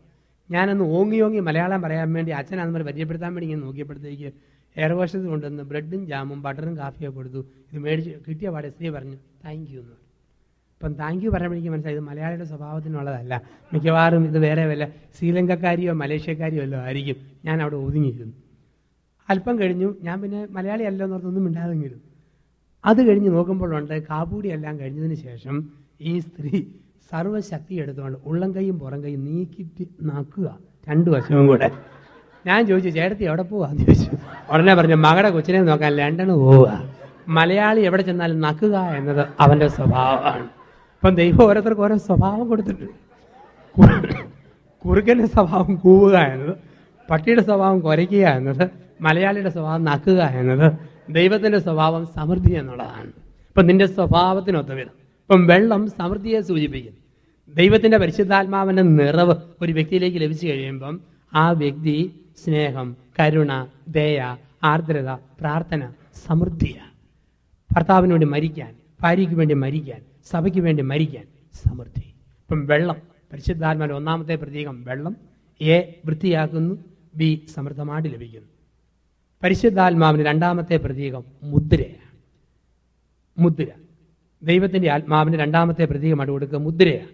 വെളിപാടിൻ്റെ പുസ്തകത്തിൽ 6, 7, 8 അധ്യായം 6 മുതൽ 8 വരെ അധ്യായങ്ങളിൽ മുദ്രയെക്കുറിച്ച് പറയുന്നുണ്ട്. മുദ്ര എന്താണ്? മുദ്രയുടെ പ്രത്യേകത. മുദ്ര 2 കാര്യങ്ങളെ സൂചിപ്പിക്കുന്നു. എ അവകാശം, ബി അധികാരം. ഇതാണ് മുദ്ര. നിങ്ങൾ പരിശുദ്ധാത്മാവിനാൽ മുദ്ര കുത്തപ്പെട്ടവരാണ് എന്ന് പറഞ്ഞാൽ ദൈവത്തിന് നമ്മുടെ മേൽ അധികാരമുണ്ട്, നമുക്ക് ദൈവമക്കളുടെ അവകാശം. 100 രൂപ നോട്ടിൽ റിസർവ് ബാങ്കിന്റെ മുദ്ര പതിച്ചു കഴിഞ്ഞാൽ അത് ചവിട്ടി കൂട്ടുകയോ കീറുകയോ ചെയ്താൽ 3 മാസം ജയിലിൽ കിടക്കണം, 5000 രൂപ ശിക്ഷ കൊടുക്കണം. ഭാരതത്തിൻ്റെ നിയമത്തിൻ്റെ വ്യാഖ്യാനം. കാരണം രാജ്യദ്രോഹമായിട്ട് കണക്കാക്കുക. റിസർവ് ബാങ്കിൻ്റെ മുദ്ര വന്നാൽ അതിൻ്റെ മേൽ അധികാരം രാജ്യത്തിനാണ്. നമുക്കോ 2 കിലോ തക്കാളിപ്പഴം മേടിക്കാനുള്ള അവകാശമുണ്ട്, 100 രൂപ ഉണ്ടെന്ന് വരികയില്ല. അപ്പം നമുക്ക് അവകാശമേ ഉള്ളൂ, അധികാരം രാജ്യത്തിനാണ്. മാമോദീസായിലൂടെ മുദ്ര കുത്തപ്പെട്ട റൈസോ മക്കളെ സംബന്ധിച്ച് ആ വ്യക്തിയുടെ മേൽ അധികാരം ദൈവത്തിന്, നമുക്കോ ദൈവത്തിൻ്റെ മക്കളായിട്ട് സന്തോഷിക്കാനുള്ള അവകാശം. കപ്പുച്ചിൻ സഭയിൽ പട്ടം കിട്ടി ഈ കുപ്പായവും ധരിച്ച് ഈ വേഷത്തിൽ നടക്കുന്ന കാലത്തോളം എൻ്റെ മേൽ അധികാരം സഭയുടെ പ്രൊവിൻഷ്യാളച്ചനും റോമിലെ ജനറാളച്ചനും. എനിക്കോ 12,000 കപ്പുച്ചിനച്ചന്മാർ ഈ ലോകത്തുണ്ട്. അതിൽ ഒരു വൈദികന് സഭ അനുവദിച്ച ആനുകൂല്യങ്ങൾ അനുഭവിക്കാനുള്ള അവകാശം മാത്രം. അധികാരം സഭയ്ക്കാണ്. എന്നെ എവിടെ വേണമെങ്കിലും പറിച്ചു നടാം, എങ്ങോട്ട് വേണമെങ്കിലും ട്രാൻസ്ഫർ തരാം. കാരണം അധികാരം എൻ്റെ സഭാധികാരിക്കാണ്. കോട്ടയം ബസ് സ്റ്റാൻഡിൽ ട്രിവാൻഡ്രം ബസ് കത്തിയാൻ നിൽക്കുന്നു. ആ സമയത്ത് അറിയുന്ന ബസ് വരാൻ അരമണിക്കൂർ ലേറ്റ് ആവും. ക്ഷീണിച്ച ഞാൻ ഒരു കോട്ടുവായൊക്കെ ഉറക്ക ഇട്ടിട്ട് ഒരു തൊഴിയും കൊടുത്ത് കയ്യും കാലും ഇങ്ങനെ വിടത്തി പിടിച്ചാലോ ആൾക്കാർ പറയും ഏത് കാട്ടിലെ കത്തനാരാ, ഒരു ഫോർമേഷനും കിട്ടിയിട്ടില്ല, ഒരു കപ്പൂച്ചൻ അച്ഛനായതിൻ്റെ പേരിൽ ഒരു സ്റ്റാൻഡേർഡ് കോട്ടുവ വരെ നിഷേധിക്കപ്പെട്ടവനാണ് ഞാൻ. കാരണം അധികാരം സഭയ്ക്കാണ്, എനിക്ക് അവകാശം മാത്രമേ. അപ്പോൾ പരിശുദ്ധാത്മാവിനാൽ മുദ്ര കുത്തപ്പെടുക എന്ന് പറഞ്ഞു കഴിഞ്ഞാൽ എൻ്റെ മേലെ സമ്പൂർണ്ണ അധികാരം എൻ്റെ ദൈവത്തിന്, എനിക്ക് ദൈവമക്കളുടെ സ്വാതന്ത്ര്യം അനുഭവിക്കാനുള്ള അവകാശം. അപ്പം മുദ്ര, പരിശുദ്ധാത്മാവ് മുദ്ര കുത്തി, അധികാരം എൻ്റെ മേൽ, അവകാശം എനിക്കാണ്. അപ്പോൾ 1 വെള്ളം, 2 മുദ്ര, 3 പരിശുദ്ധാത്മാവിൻ്റെ മൂന്നാമത്തെ പ്രതീകമായിട്ട് കൊടുക്കുക കാറ്റ്. പരിശുദ്ധാത്മാവിൻ്റെ മൂന്നാമത്തെ പ്രതീകമായിട്ട് കൊടുത്തിരിക്കുന്ന കാറ്റ്. യോഹന്നാന്റെ സുവിശേഷത്തിൽ നമ്മൾ വായിക്കുന്നു, നിക്കോദേമൂസുമായുള്ള സംഭാഷണത്തിൽ ഈശോ പറയുന്ന വാക്കുണ്ട്. 3-ാം അധ്യായം 8-ാം തിരുവചനം ഈശോ പറയുന്നു, കാറ്റ് അതിന് ഇഷ്ടമുള്ളിടത്തേക്ക് വീശുന്നു. യോഹന്നാന്റെ സുവിശേഷം 3-ൽ 8-ാം തിരുവചനം, കാറ്റ് അതിന് ഇഷ്ടമുള്ളിടത്തേക്ക് വീശുന്നു. കാറ്റിന്റെ പ്രത്യേകത 2: എ ഉണർവ് നൽകുന്നു, ബി അദൃശ്യമാണ്. ഇതാണ് കാറ്റിന്റെ 2 പ്രത്യേകത. എ ഉണർവ് നൽകുന്നു, ബി അദൃശ്യമാണ്. കാറ്റ് ഉണർവ് നൽകും. ഫാനിന്റെ കീഴത്തെ കാറ്റ് ഉണർവ് തരികയില്ല, പക്ഷേ പ്രകൃതിയുടെ കാറ്റ് നല്ല ഉണർവ് തരും. ഞാൻ നീണ്ട ധ്യാനപ്രസംഗമൊക്കെ കഴിഞ്ഞ് 2-3 മാസത്തെ ധ്യാനത്തിന് ടൂർ കഴിഞ്ഞ് തിരിച്ചു വരുമ്പോൾ ട്രിവാൻഡ്രത്തായിരുന്നപ്പം മോട്ടോർ സൈക്കിൾ എടുത്തുകൊണ്ട് ശംഖുമുഖത്തോ കോവളത്തോ പോയി മണലേ പോയി കിടക്കും. അച്ഛന്മാർക്ക് പലപ്പോഴും പോകാൻ പറ്റിയ സ്ഥലമല്ല, എന്നാലും ഇടയ്ക്കൊക്കെ ചെല്ലുമ്പം നല്ല കടൽക്കാറ്റ് അടിക്കുമ്പോൾ നല്ല ഉണർവ്, പരിശുദ്ധാത്മാവിന് നിറവിൽ ഉണർവ് ലഭിക്കും. ധ്യാനമന്ദിരത്തിൽ ഞായറാഴ്ച വൈകുന്നേരം നിവർന്ന് നിൽക്കാൻ കഴിയാതെ വരുന്ന ആൾക്കാർ വെള്ളിയാഴ്ചത്തെ പ്രാർത്ഥന കഴിയുമ്പോൾ നൃത്തം ചവിട്ടുന്ന കാണാം. ഉണർവ്, പരിശുദ്ധാത്മാവിൻ്റെ ഉണർവ്. അപ്പോൾ ആത്മാവ് ഒരു വ്യക്തിയിൽ വരുമ്പം ഒരു നല്ല ഉണർവ്. അതല്ലേ ഏതോ പൊട്ടിപ്പെണ്ണ് വെള്ളം കോരിക്കൊണ്ട് വന്നപ്പം പത്രോസിനോട് ചോദിച്ചു, നീയും അവൻ്റെ ശിഷ്യനല്ലേ? മുട്ട് കൂട്ടി ഇടിച്ചോണ്ട് അവനെ അറിയുകയല്ലെന്ന് പറഞ്ഞ് വിരൽ പിടിച്ച പത്രോസ്. പരിശുദ്ധാത്മാവിൻ്റെ ആഗമനത്തിന് ശേഷം ദൈവത്തിൻ്റെ ആത്മാവിൻ്റെ നിറവില് റോമൻ ചരിത്രത്തെ കിടുകിടാ വിറപ്പിച്ച റോമിന്റെ ഏകഛത്രാധിപതി നീറോയുടെ മുമ്പിൽ ഒരിക്കൽ കൂടെ നിർത്തപ്പെട്ടു. പണ്ട് ആ പെണ്ണ് ചോദിച്ച ചോദ്യം ഈ നീറോ ചോദിച്ചു, നീ നസ്രസിലെ തച്ചന്റെ കൊച്ചനെ അറിയുമോ? എന്തായിരുന്നു മറുപടി? ഞാൻ അവനെ അറിയും. ദിഗന്ധങ്ങൾ ഞെട്ടുന്ന വിധത്തിൽ നാടിഞ്ഞരമ്പുകൾ വലിച്ചു മുറുക്കി വലിയ മുഖവൻ പ്രത്യധരിച്ചു. കിട്ടിയ ശിക്ഷ തലകീഴായി കുരിശിൽ തറച്ച് വധിക്കപ്പെട്ടുവെന്ന് സഭാ പാരമ്പര്യത്തിൽ വായ്വഴിയായി നമ്മൾ കേൾക്കുന്നു. എവിടുന്നായി ഉണർവ്? പരിശുദ്ധാത്മാവിന്റെ നിറവ്. ആത്മാവ് കാറ്റാണ്, ഉണർവ് നൽകുന്നു. ബി അദൃശ്യമാണ്. ദൈവത്തിൻ്റെ ആത്മാവ് അദൃശ്യമാണ്. നമുക്കറിയാം കാറ്റ് അദൃശ്യമാണ്. നമുക്ക് ഈ പ്രധാനപ്പെട്ട സാധനത്തെ നമുക്ക് കൈപ്പിടിക്കാനോ തൂക്കി മേടിക്കാനോ പറ്റുമോ? സ്നേഹം, വായു അനുഭവിക്കാനേ പറ്റൂ, അളന്നു മേടിക്കാൻ പറ്റിയല്ലോ. നമുക്ക് ഏതെങ്കിലും കടയിൽ ചെന്ന് 1 കിലോ വായു 100 ഗ്രാം ഊതാനും 50 ഗ്രാം അകത്തേക്ക് വലിക്കാനും അനുവദിക്കാൻ പറ്റും. അല്ല ഏതെങ്കിലും ഒരു കടയിൽ ചെന്നിട്ട് 2.5 കിലോ സ്നേഹം, 1/2 കിലോ ഭാര്യയ്ക്ക്, 50 ഗ്രാം അമ്മയ്ക്ക്, 550 അമ്മായിപ്പന് കൊടുക്കാനായിട്ട് അനുഭവിക്കാനേ പറ്റത്തുള്ളൂ. ഏറ്റവും പ്രധാനപ്പെട്ട കാര്യം തൊടാൻ പറ്റിയല്ല, നമുക്ക് അനുഭവിക്കാനേ പറ്റത്തുള്ളൂ. അതുപോലെ കാറ്റ്, തെങ്ങിൻ്റെ ഓല ആടുന്ന കാണുമ്പോൾ അറിയാം കാറ്റ് കടന്നു പോകും. ഒരു വൃക്ഷത്തിൻ്റെ ഇല അനങ്ങുമ്പോൾ അറിയാം കാറ്റ് കടന്നു പോകും. ഇതുപോലെ ക്യാൻസർ രോഗം ബാധിച്ച ആളും കട്ടിലെ കിടന്ന് ചിരിച്ചുകൊണ്ട് വർത്താനം പറയാൻ നമുക്കറിയാം പരിശുദ്ധാത്മാവ് കടന്നു പോകും. ആ വ്യക്തിയുടെ ആത്മാവ് കടന്നു പോകും. എല്ലാ കുറ്റവും ആരോപണവും പലരും പറഞ്ഞിട്ടും ഒരു പരാതിയില്ലാതെ സഹിക്കുമ്പം അദൃശ്യമായ ആത്മാവ് ദൃശ്യമായ വ്യക്തിയിലൂടെ കടന്നു പോവുകയാണ്. അപ്പോൾ കാറ്റ് എ ഉണർവ് നൽകുന്നു, ബി അദൃശ്യമാണ്. ഇപ്പോൾ 1 വെള്ളം, 2 മുദ്ര, 3 കാറ്റ്, 4 അഗ്നി. പരിശുദ്ധാത്മാവിന്റെ 4ാമത്തെ പ്രതീകമാണ് അഗ്നി. അപ്പസ്തോല പ്രവർത്തനത്തിൽ നമ്മൾ വായിക്കുന്നു, പരിശുദ്ധാത്മാവിന്റെ ആഗമനം തീനാളത്തിന്റെ രൂപത്തിലായിരുന്നു. 2-ാം അധ്യായത്തിൽ 3-ാം തിരുവചനം, അപ്പസ്തോല പ്രവർത്തനം 2:3 തിരുവചനം, അഗ്നി ജ്വാലകൾ പോലുള്ള നാവുകൾ തങ്ങൾ ഓരോരുത്തരുടെ മേൽ വന്ന് നിൽക്കുന്നതായി അവർ കണ്ടു. അഗ്നിക്ക് 2 പ്രത്യേകത: എ ദഹിപ്പിക്കുന്നു, ബി പ്രകാശിപ്പിക്കുന്നു. എ ദഹിപ്പിക്കുന്നു, ബി പ്രകാശിപ്പിക്കുന്നു. ഇത് രണ്ടും പരിശുദ്ധാത്മാവിന്റെ വലിയ പ്രത്യേകതയാണ്. എന്തെല്ലാം തിന്മ നിറഞ്ഞ പഴയ ജീവിതമുണ്ടോ അത് പൂർണ്ണമായി ദഹിപ്പിക്കുന്നു. പാപത്തിന്റെ പഴയ മനുഷ്യനെ പൂർണ്ണമായി ദഹിപ്പിക്കുന്നു. ഇന്നലകളെ എന്നേക്കുമായിട്ട് ദഹിപ്പിക്കുന്നു. ഗ്രീക്ക് ഇതിഹാസത്തിലെ ഇതിഹാസ പറവയാണ് ഫീനിക്സ് പക്ഷി. ഫീനിക്സ് പക്ഷിയുടെ പ്രത്യേകത, ഒരു ഫീനിക്സ് പക്ഷി എവിടെ ചത്തു വീണ് പിടയുന്നോ അതിന് ചിതയിൽ നിന്നും ഒരു പുതിയ പക്ഷി പറന്നു വരും.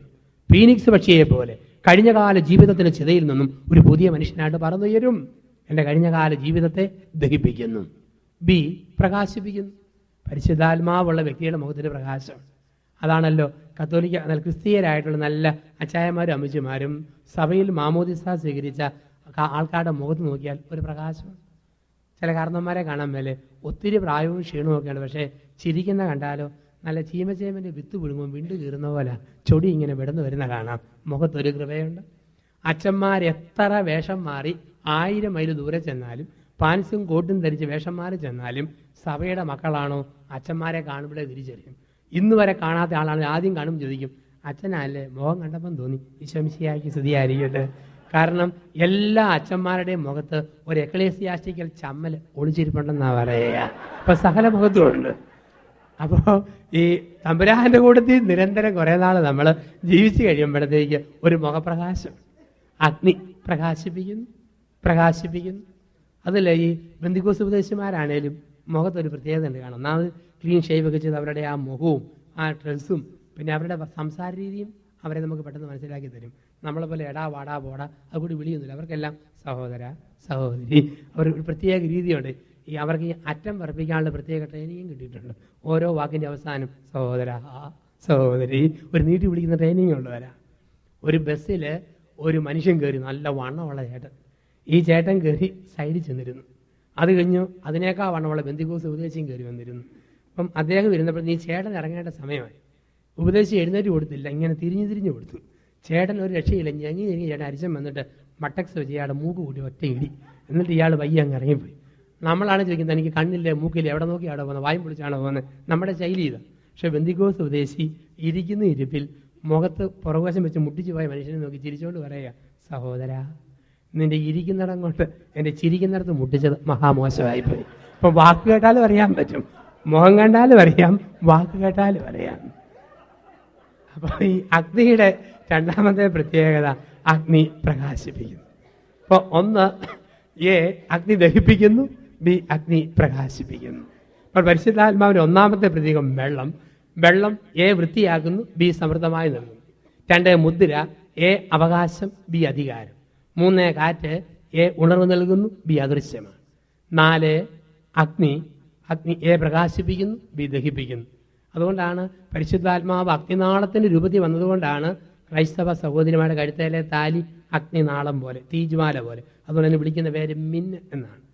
തീജ്വാല മിന്നായിട്ട് ധരിച്ചിരിക്കുന്നു. പരിശുദ്ധാത്മാവിൻ്റെ 5ാമത്തെ പ്രതീകമായിട്ട് നമ്മൾ കാണുക ഈ എണ്ണ. പരിശുദ്ധാത്മാവ് എണ്ണയാണ്.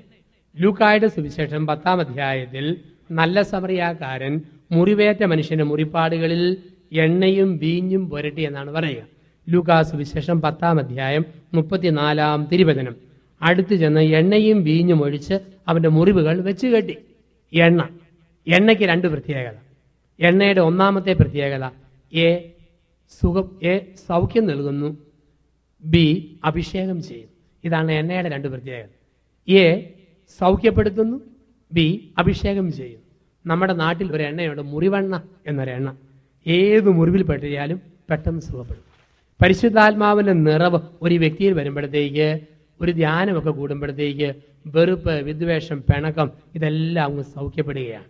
ആന്തരിക മുറിവുകളൊക്കെ മാറുന്നു. മുറിവുകൾ തിരുമുറിവുകളായിട്ട് മാറുന്നു. ക്ഷതങ്ങൾ പഞ്ചക്ഷതങ്ങളായിട്ട് ദൈവം മാറ്റുന്നു. ഇന്നലെ വരെ വേദനിപ്പിച്ചവർക്ക് വേണ്ടി ഇന്ന് പ്രാർത്ഥിക്കാനുള്ള കൃപ, ഇന്നലെ വരെ നൊമ്പരപ്പെടുത്തിയവരെ അനുഗ്രഹിക്കാനുള്ള കൃപ, വേദനിപ്പിച്ചവർക്ക് നിരുപാധികം മാപ്പ് കൊടുക്കാനുള്ള വരം എണ്ണ സൗഖ്യപ്പെടുത്തുന്നു. പരിശുദ്ധാത്മാവ് എണ്ണയാണ്, നമുക്കൊരു ഇന്നർ ഹീലിംഗ് തരികയാണ്. അതുപോലെ എണ്ണ അഭിഷേകം ചെയ്യുന്നു. പഴയ നിയമ കാലഘട്ടത്തിൽ രാജാക്കന്മാരെ അഭിഷേകം ചെയ്തത് സൈത്ത് പൂശിക്കൊണ്ടാണ്. മാമോദീസായിൽ സൈത്ത് പൂശും, സ്ഥൈര്യലേപനം, രോഗീലേപനം, ഇതിനകത്തൊക്കെ സൈത്ത് പൂശുന്നുണ്ട്. എന്താണ് ഈ സൈത്ത് പൂശുക? സൈത്ത് പൂശുക എന്ന് പറഞ്ഞു കഴിഞ്ഞാൽ അഭിഷേകമാണ്. കാരണം എണ്ണയുടെ ഒരു പ്രത്യേകതയുണ്ട്. എണ്ണയുടെ പ്രത്യേകത എന്താണെന്ന് ചോദിച്ചു കഴിഞ്ഞാൽ, ഒരു തുണി കഷ്ണം എണ്ണയിൽ മുട്ടിയാൽ മുട്ടുന്നിടം മാത്രമല്ല, ആ തുണി മൊത്തം എണ്ണ കൊണ്ട് വളരും. മിടുക്കി അമ്മച്ചിമാർ അച്ചാറിടുമ്പോൾ എണ്ണ കുടിക്കാൻ വേണ്ടിയിട്ട് മുകളിൽ ഒരു തുണി കഷ്ണം ഇട്ടേക്കും. അപ്പം എണ്ണ മുഴുവൻ ആ തുണി വലിച്ചെടുക്കുക. ഇതുപോലെ പരിശുദ്ധാത്മാവിനാൽ ഒരു വ്യക്തി മുദ്ര കുത്തപ്പെടുക എന്ന് പറഞ്ഞു കഴിഞ്ഞാൽ ആ വ്യക്തിയുടെ ഒരു മേഖല മാത്രമല്ല, സമ്പൂർണ്ണ വ്യക്തിത്വം പരിശുദ്ധാത്മാവിനാൽ നിറയുന്നു. ഏതെങ്കിലും ഒരു പരസ്യ ജീവിതം മാത്രമല്ല. ചില മനുഷ്യരുണ്ടല്ലോ, പുറത്ത് പത്തി അകത്ത് കത്തി, ചിരിക്കുമ്പോഴും അണപ്പല് കടിച്ചു പിടിക്കുന്നവർ. ആ ഒരു ജീവിതമില്ല. ദൈവത്തിന്റെ ആത്മാവുള്ള മനുഷ്യനെ സംബന്ധിച്ച് പുറത്തെന്താണോ അത് അകത്ത്, അകത്തെന്താണോ അത് പുറത്ത്. പഴയ നിയമത്തിൽ ഒരു കഥാപാത്രത്തെ നമ്മൾ കാണുന്നുണ്ട്. ഉൽപ്പത്തി പുസ്തകത്തിന്റെ 27-ാം അധ്യായത്തിലാണ് നമ്മൾ കാണുക. 1 മുതലുള്ള വാക്യങ്ങളിൽ, ഉൽപ്പത്തി 27:1 മുതലുള്ള വാക്യങ്ങൾ. പൂർവ്വപിതാവായ ഇസഹാക്ക് വാർദ്ധക്യത്തിൽ അന്ധനായിരുന്നു. അന്ധനായ ഇസഹാക്കിന് 2 കണ്ണും കാണാൻ മേല.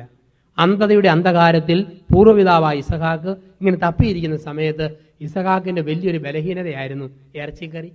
അതോടൊപ്പം തന്നെ മൂത്ത മോനും. അപ്പനായ ഇസഹാക്കിന്റെ ബലഹീനത മൂത്ത മോൻ, അമ്മയായ റബേക്കായുടെ ബലഹീനത ഇളയ മോൻ. സൈക്കോളജി പറയുന്നത് അപ്പന് മൂത്ത കൊച്ചിനോടാണ് കൂടുതൽ ഇഷ്ടം.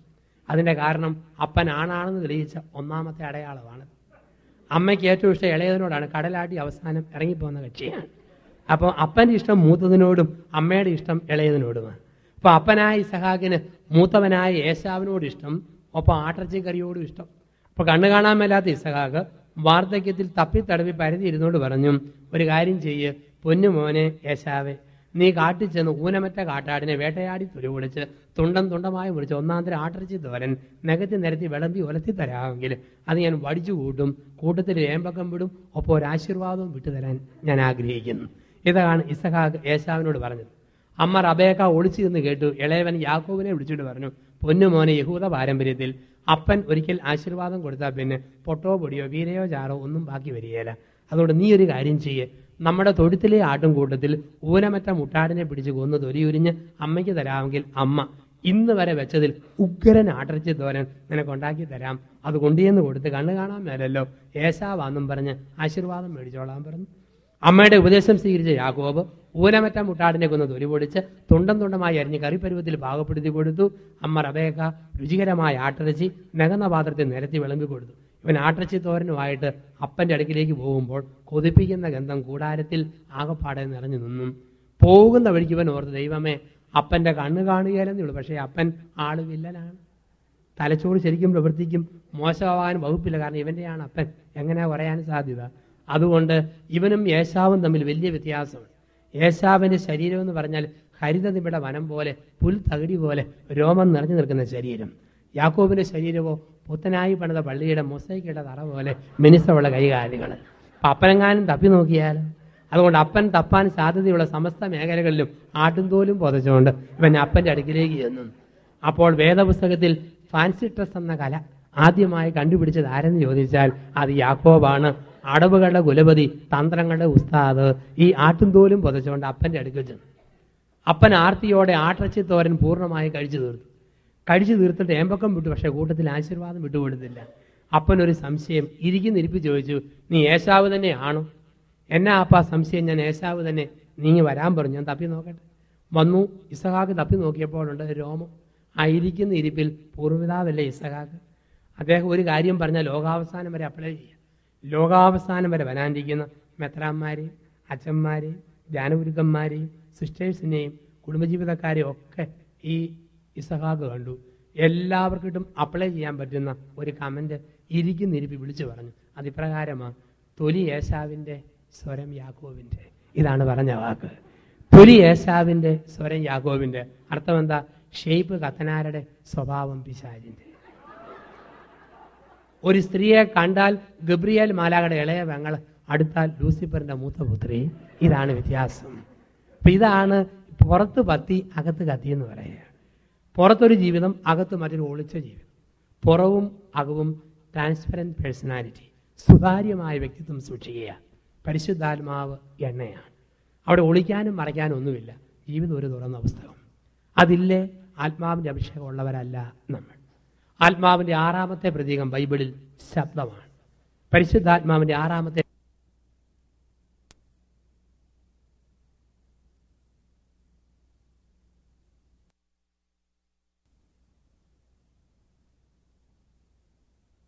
എങ്ങോട്ട് തിരിയണമെന്നറിയാതെ അസ്വസ്ഥനായിട്ട് നിൽക്കുമ്പോൾ പിന്നിൽ നിന്നും ഒരു സ്വരം കേൾക്കാം, ഇതാണ് വഴി, ഇതിലേ പോവുക.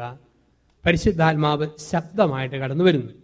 വീണ്ടും മത്തായി സുവിശേഷത്തിൽ നമ്മൾ ഇപ്രകാരം വായിക്കുന്നുണ്ട്. 9ഉം 10ഉം അധ്യായങ്ങളിലായിട്ട്, നിങ്ങൾ നിയമജ്ഞന്മാരുടെയും അധികാരികളുടെയും മുമ്പിൽ നിൽക്കുമ്പോൾ എന്തു പറയണമെന്നോ എങ്ങനെ പറയണമെന്നോ ആശങ്കപ്പെടേണ്ട, ദൈവത്തിന്റെ ആത്മാവ് നിങ്ങളോട് സംസാരിക്കും. മത്തായി 10:19. നിങ്ങളെ ഏൽപ്പിച്ചു കൊടുക്കുമ്പോൾ എങ്ങനെ പറയണമെന്നോ എന്തു പറയണമെന്നോ നിങ്ങൾ ആകുലപ്പെടേണ്ട, നിങ്ങൾ പറയേണ്ടത് ആ സമയത്ത് നിങ്ങൾക്ക് നൽകപ്പെടും. എന്തെന്നാൽ നിങ്ങളല്ല, നിങ്ങളിലൂടെ നിങ്ങളുടെ പിതാവിൻ്റെ ആത്മാവാണ് സംസാരിക്കുന്നത്. പരിശുദ്ധാത്മാവ് ശബ്ദമാണ്. അസീസി പുണ്യവാളനെ ഒരു സുൽത്താൻ വിളിച്ചു സ്വന്തം കൊട്ടാരത്തിലേക്ക് അവഹേളിക്കാൻ വേണ്ടിയിട്ടാണ്. അപ്പോൾ ഫ്രാൻസിസ് അസീസി കടന്നു ചെല്ലുമ്പോൾ കൊട്ടാരത്തിൽ മുഴുത്ത 3 കുരിശുകൾ വരച്ചിട്ടു. അസീസി പുണ്യാളിന് എതിരെ നടന്നാലും കുരിശേ ചവിട്ടണം. ഇപ്പോൾ കുരിശേ ചവിട്ടുമ്പം നിന്റെ ക്രിസ്തുവിന്റെ കുരിശ് നീ ചവിട്ടിയില്ല എന്നോർത്ത് പരിഹസിക്കാൻ സുൽത്താൻ മുഴുത്ത കുരിശ് വരച്ചിട്ടു. അസീസി പുണ്യാളൻ കവാടം കിടന്ന് അകത്തേക്ക് കയറി ചെന്നു ഒരു കുരിശെ കൂടെ മുറുക്കി ചവിട്ടിക്കൊണ്ട്. അപ്പോൾ സുൽത്താൻ ചോദിച്ചു, നിന്റെ ഗുരുവെന്നും കർത്താവെന്നും പറഞ്ഞവന്റെ കുരിശെ ചവിട്ടി നീ അവഹേളിച്ചു, പിന്നെ നിനക്ക് പറയാൻ എന്താ അധികാരം? അസീസി പുണ്യാളൻ പറഞ്ഞു, മഹാനായ സുൽത്താൻ, ഞാൻ ചവിട്ടിയത് ക്രിസ്തുവിന്റെ കുരിശയിലല്ല, ഇടതുവശത്തെ കള്ളന്റെ കുരിശയിലാണ്. ഇതാണ് വേണ്ടതെന്തെന്ന് ആ സമയത്ത് തമ്പുരാൻ പറയിപ്പിക്കും. എന്തു പറയണം, എങ്ങനെ പറയിക്കണമെന്ന് തമ്പുരാൻ തീരുമാനിക്കുന്നു. നമ്മുടെ നാവിലൂടെ ഓരോ സമയത്തും വേണ്ടത് പറയുന്നു. ശബ്ദം, പരിശുദ്ധാത്മാവ് ശബ്ദമാണ്. ശബ്ദം 2 കാര്യങ്ങൾ ചെയ്യും. എ, മുന്നറിയിപ്പ് നൽകുന്നു. ബി, വഴി നടത്തുന്നു. ഇത് രണ്ടുമാ ശബ്ദം ചെയ്യുന്ന കാര്യങ്ങൾ. എ, മുന്നറിയിപ്പ് നൽകുന്നു. ബി, വഴി നടത്തുന്നു. പരിശുദ്ധാത്മാവ് മുന്നറിയിപ്പ് നൽകും, പരിശുദ്ധാത്മാവ് വഴി നടത്തുന്നു. മുന്നറിയിപ്പ് തരികയല്ലേ, പെട്ടെന്നൊരു ഫയർ എഞ്ചിൻ പോകുന്ന സ്വരം നമ്മുടെ നാട്ടിൽ കേട്ടാൽ എവിടെയോ തീപിടുത്തം ഉണ്ടായി, ഒരു മുന്നറിയിപ്പാണ്. ഓർക്കാപ്പുറത്തൊരു സൈറൺ മുഴങ്ങിയാൽ അപകടം. എന്തോ സംഭവിച്ചു, നയനാര് മരിച്ചപ്പോൾ നാട്ടിലെങ്ങും സൈറൺ മുഴങ്ങി ഗവൺമെന്റ്. കാരണം എന്തോ ഒരു കാര്യം സംഭവിച്ചിരിക്കുന്നു, മുന്നറിയിപ്പ് നൽകുന്നു. ശരിക്കും പരിശുദ്ധാത്മാവുമായി ബന്ധമുള്ള വ്യക്തിക്ക് ദൈവം മുന്നറിയിപ്പ് കൊടുക്കും. എൻ്റെ മക്കള് ഈ പോക്ക് പോയാൽ ഒരു പോക്കാണെന്നുള്ള മുന്നറിയിപ്പ് അപ്പനമ്മമാർക്ക് തരും. എൻ്റെ ഭർത്താവ് ഇങ്ങനെ പോയാൽ ശരിയല്ല, എൻ്റെ ഭാര്യ ഇങ്ങനെ പോയാൽ ശരിയല്ല, മുന്നറിയിപ്പ് കൊടുത്തുകൊണ്ടിരിക്കും. ഞാൻ ഭരണജ്ഞാനത്ത് ഒരു വചനാഭിഷേക ധ്യാനമെന്നും പറഞ്ഞൊരു വടസാധ്യാനം നടത്താറുണ്ട്. 25 ധ്യാനപ്രസംഗങ്ങളായിട്ട് ബൈബിൾ വ്യാഖ്യാനം പഠിപ്പിക്കുന്ന ഒരു ധ്യാനം. അങ്ങനെ ഒരു ധ്യാനത്തിൽ പങ്കെടുത്ത ഒരു സ്ത്രീ ധ്യാനത്തിൻ്റെ അവസാന ദിവസം അവർക്ക് ദൈവം വെളിപ്പെടുത്തി കൊടുത്ത കാര്യമെന്നും പറഞ്ഞ് 5 കാര്യങ്ങൾ എഴുതി ഒരു കടലാസിൽ കുറിച്ച് തന്നു. ഒരു 4 വർഷം മുമ്പാന്ന് ഓർക്കണം. അപ്പം ഞാനത് 1ാമത്തെ കാര്യം വായിച്ചപ്പോൾ എനിക്ക് ചിരി വന്നു. ഞാൻ പറഞ്ഞു, ഇതൊക്കെ പരസ്യപ്പെടുത്തിയാൽ അസീസിയുടെ വെയിറ്റ് പോകും, ധ്യാനത്തിൻ്റെ സ്റ്റാൻഡേർഡ് പോകും, ഇത് ട്രോയിലിരിക്കട്ടെന്ന് പറഞ്ഞ് ഞാൻ കയറ്റി വെച്ചു. അടുക്കളയിൽ പാത്രം കഴുകുന്നൊരു സാധാരണ സ്ത്രീയാണ് കുറിച്ചത്. അവരെഴുതി വെച്ച 4 വർഷം മുമ്പ് എഴുതിയ 1ാമത്തെ കാര്യം, ന്യൂയോർക്ക് ടൗണിൽ തീ കത്തി പടരുന്നു, ആൾക്കാർ ദേഹം ചൊറിഞ്ഞുകൊണ്ട് ഓടുന്നു. അത് കഴിഞ്ഞ് 2 വർഷം കഴിഞ്ഞപ്പോഴാണ് വേൾഡ് ട്രേഡ് സെന്ററും പെന്റഗണും ആക്രമിക്കപ്പെട്ടത്. ഗ്രാമത്തിലെ ഒരു സാധാരണ സ്ത്രീ വെറും പാത്രം തേച്ച് മടിക്ക് അടുക്കളയിൽ കഴിയുന്ന ഒരു സ്ത്രീക്ക് എങ്ങനെ കിട്ടി ഈ ദർശനം എന്നുള്ളതാണ്. ഇപ്പം നമുക്ക് വ്യാഖ്യാനിക്കാൻ പറ്റാത്ത കാര്യങ്ങൾ മുന്നറിയിപ്പ് നൽകും. ഞങ്ങളവിടെ നടന്നൊരു ധ്യാനമുണ്ട്, പരിശുദ്ധാത്മാഭിഷേക ധ്യാനം. അതിൽ 4 ആൾക്കാർ വന്ന് ധ്യാനത്തിൽ വിശ്രമാൻ്റെ മുമ്പിൽ ഒരു പ്രാർത്ഥനയുണ്ട്. ആ പ്രാർത്ഥനയിൽ നമ്മുടെ കുർബാനയുടെ മുമ്പിൽ കൊണ്ടുപോയി പ്രാർത്ഥിച്ചിട്ട് അവർ ജനിച്ച നാൾ മുതൽ ഇന്ന് വരെയുള്ള കാര്യങ്ങൾ ഒരു പുസ്തകത്തിൽ നിന്നതുപോലെ വായിച്ച് പറയുന്ന കേൾക്കാം. എവിടുന്ന് കൊടുക്കുന്ന ഈ മുന്നറിയിപ്പ്, എവിടുന്ന് കിട്ടുന്ന ഈ അറിയിപ്പുകൾ? ദൈവത്തിൻ്റെ ആത്മാവ് ഒരു വ്യക്തിയിൽ പ്രവർത്തിക്കുമ്പോൾ ദൈവം വരുംകാലങ്ങളുടെ മുന്നറിയിപ്പ് കൊടുത്തുകൊണ്ടിരിക്കും പല വിധത്തിലായിട്ട്. അതുകൊണ്ടല്ലേ അബ്രഹാമിന് ദൈവം മുന്നറിയിപ്പ് കൊടുത്തില്ലേ? സോതോമിനെയും ഗൊമോറായും ദഹിപ്പിക്കുന്നതിന് മുമ്പ് ദൈവം അബ്രഹാമിന് മുന്നറിയിപ്പ് കൊടുത്തു, സോതോമും ഗൊമോറായും ദഹിപ്പിക്കപ്പെടുന്നു. നിനക്ക് വല്ലതും പറയാനുണ്ടോ? അബ്രഹാം ദൈവത്തോട് തർക്കിക്കുക, 50 പേരെ 40 പേരെ 10 നീതിമാന്മാരുണ്ടെങ്കിൽ അവരെ പ്രതി നശിപ്പിക്കുമോ എന്ന് ചോദിച്ച് അബ്രഹാം ന്യായീകരിച്ച് മധ്യസ്ഥ പ്രാർത്ഥന നടത്തുന്ന കാണുന്നുണ്ട്. അബ്രഹാമിനെ കുറിച്ച് പറയുന്നത് ഫലിതരൂപത്തിലൊരു പുസ്തകമുണ്ട്, അബ്രഹാമിന്റെ സൃഷ്ടി എന്നും പറഞ്ഞ്. ആ പുസ്തകത്തിൽ പറഞ്ഞിരിക്കുന്നത് അത് കാനോനിക്കൽ ഗ്രന്ഥമൊന്നുമല്ല, സരസമായിട്ടൊരു കഥ പോലെ എഴുതിയിരിക്കുന്നത്. അതിനകത്ത് പറയുന്നു, വിശ്വാസികളുടെ പിതാവായ അബ്രഹാമിന് വലിയൊരാഗ്രഹം സൃഷ്ടികർമ്മത്തിൽ പങ്കെടുത്താൽ കൊള്ളാം. ദൈവത്തോട് പറഞ്ഞു, ദൈവമേ എന്നെ കൂടെ സൃഷ്ടികർമ്മത്തിൽ നീ ഭാഗവാക്കാകണം. തമ്പുരാൻ പറഞ്ഞു, പൊന്നു മോനെ, സൃഷ്ടി ദൈവത്തിൻ്റെത്, സംഹാരം മനുഷ്യൻ്റേത്, സൃഷ്ടിയിൽ നീ കയറി കൈവെക്കരുത്. അബ്രഹാം ഒത്തിരി നിർബന്ധിച്ചപ്പം ദൈവം സമ്മതിച്ചു, എന്നാ പോയി നീ സൃഷ്ടിക്കാൻ പറഞ്ഞു. അബ്രഹാം പോയി 40 രാവും 40 പകലും കഷ്ടപ്പെട്ട് സൃഷ്ടിച്ചുകൊണ്ട് വന്നു ഒരു ജീവിയെ. അതായിരുന്നു പന്നി. അത് അയവറക്കാത്ത സാധനമെന്നാണ് പറയുക. ലേവ്യരുടെ പുസ്തകത്തിൽ പറഞ്ഞിട്ടുണ്ട്, പന്നി, ഒട്ടകപ്പക്ഷി, നരിച്ചീറ, വാവൽ, ഇതിൻ്റെ 4ൻ്റെ ഇറച്ചി തിന്നരുതെന്നാണ് പറഞ്ഞിരിക്കുന്നത്. പഴയ നിയമത്തിലാണ്. ഇപ്പോൾ എല്ലാം പൂർത്തിയായി, ഫോർക്ക് ഫ്രൈ സ്റ്റാൻഡേർഡ് സാധനമാണ്.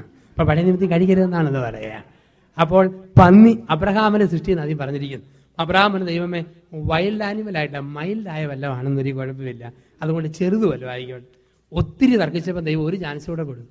അബ്രഹാം 40 രാവിലും 40 രാവും ഒക്കെ തപസ് ചെയ്ത് ഒരു ചെറിയ പക്ഷിക്കുഞ്ഞിനെ സൃഷ്ടിച്ചു. ഒരു കോലയെ വെച്ച് തമ്പുരാന് മുമ്പിൽ ഹാജരാക്കി. ദൈവം ചിരിച്ചിട്ട് പറഞ്ഞു, പൊന്നു മോനെ, ഞാൻ സൃഷ്ടിക്കുന്ന പക്ഷി പകല് പറക്കും, രാത്രിയിൽ ഉറങ്ങും. അത് നേരാമണ്ണം വടിയെ കയറി കുത്തിയിരിക്കും. ഇത് തലകീഴായി ഞാന്ന് കിടക്കുന്നു, എല്ലാം ഉറങ്ങുമ്പോൾ രാത്രി പറക്കുന്നു. അതായിരുന്നു വാവൽ. അത് 2ാമത്തെ ജീവി. അവസാനം ദൈവം പറഞ്ഞു, ഇനി മേലിൽ സൃഷ്ടികർമ്മം നിനക്കില്ല. അബ്രഹാം പറഞ്ഞു, ദൈവമേ, ജീവനുള്ള സാധനമായിട്ടാണ്, പച്ചക്കറി പഴവർഗ്ഗം വല്ലതാണ്, കുഴപ്പമില്ല, അവസാന ചാൻസ്. ദൈവം പറഞ്ഞു, ഫൈനൽ ചാൻസ്, ഇനി മേലിൽ ചോദിച്ചേക്കരുത്. അബ്രഹാം പോയി 40 രാവും 40 പകലും തീവ്ര ഉപവാസം, കഠിന തപസ്യ, പ്രായശ്ചിത്തം, തപചര്യ ഒക്കെ ചെയ്ത് മനോഹരമായൊരു പഴമുണ്ടാക്കി ഒരു തേക്കലയിൽ വെച്ച് തമ്പുരാന് മുമ്പിൽ പ്രസന്റ് ചെയ്തു. ദൈവത്തിന്റെ വായിൽ പോലും ഉമിനീര് ധാരാളം പുറപ്പെടാൻ തുടങ്ങി, കൊതിപ്പിക്കുന്ന ഒരു പഴം. ദൈവം ഓർത്തട, ഇവൻ എന്നെ കടത്തി വെട്ടിയല്ലോ. അടുത്ത നിമിഷം ദൈവം ചിരിച്ചോണ്ട് പറഞ്ഞു, പൊന്നു മോനെ, സൃഷ്ടി എൻ്റേത്, സംഹാരം നിൻ്റേത്. ഞാൻ എന്നാ സൃഷ്ടിച്ചാലും വംശവർദ്ധനവിനുള്ള വകുപ്പ് അകത്ത് വെച്ചേക്കും. മാങ്ങായ്ക്ക് മാങ്ങാണ്ടി അകത്ത്, പേരയ്ക്കായ്ക്ക് കുരു അകത്ത്, ചാമ്പങ്ങായ്ക്ക് പരിപ്പകത്ത്, ചക്കച്ചുളയ്ക്കും കുരു അകത്ത്. ഇതിന്റെ വംശം എങ്ങനെ നിലനിൽക്കും? അതാണ് കശുമാങ്ങ. പിന്നെ തമ്പുരാൻ പിറ്റ് ചെയ്തുകൊണ്ടാണ് അതിന്റെ മാത്രം അണ്ടി പുറത്തും ബാക്കി എല്ലാത്തിനും വിത്തകത്തും ഇരിക്കുകയാണ്. അപ്പം ഈ അബ്രഹാമിന് ദൈവം മുന്നറിയിപ്പുകൾ കൊടുത്തിരുന്നു എന്നാണ് പറയുക. വരാനിരിക്കുന്ന തകർച്ചകളെക്കുറിച്ച്, സംഭവിക്കാനിരിക്കുന്ന വിപത്തിനെ കുറിച്ച് ദൈവം മുന്നറിയിപ്പ് കൊടുത്തിരുന്നു. ശബ്ദം മുന്നറിയിപ്പ് കൊടുക്കുന്നു. പരിശുദ്ധാത്മാവിന്റെ നിറവുള്ള മനുഷ്യന് ദൈവം മുന്നറിയിപ്പ് കൊടുക്കുമെന്ന് പറയും. മുന്നറിയിപ്പ് കൊടുക്കുന്നു.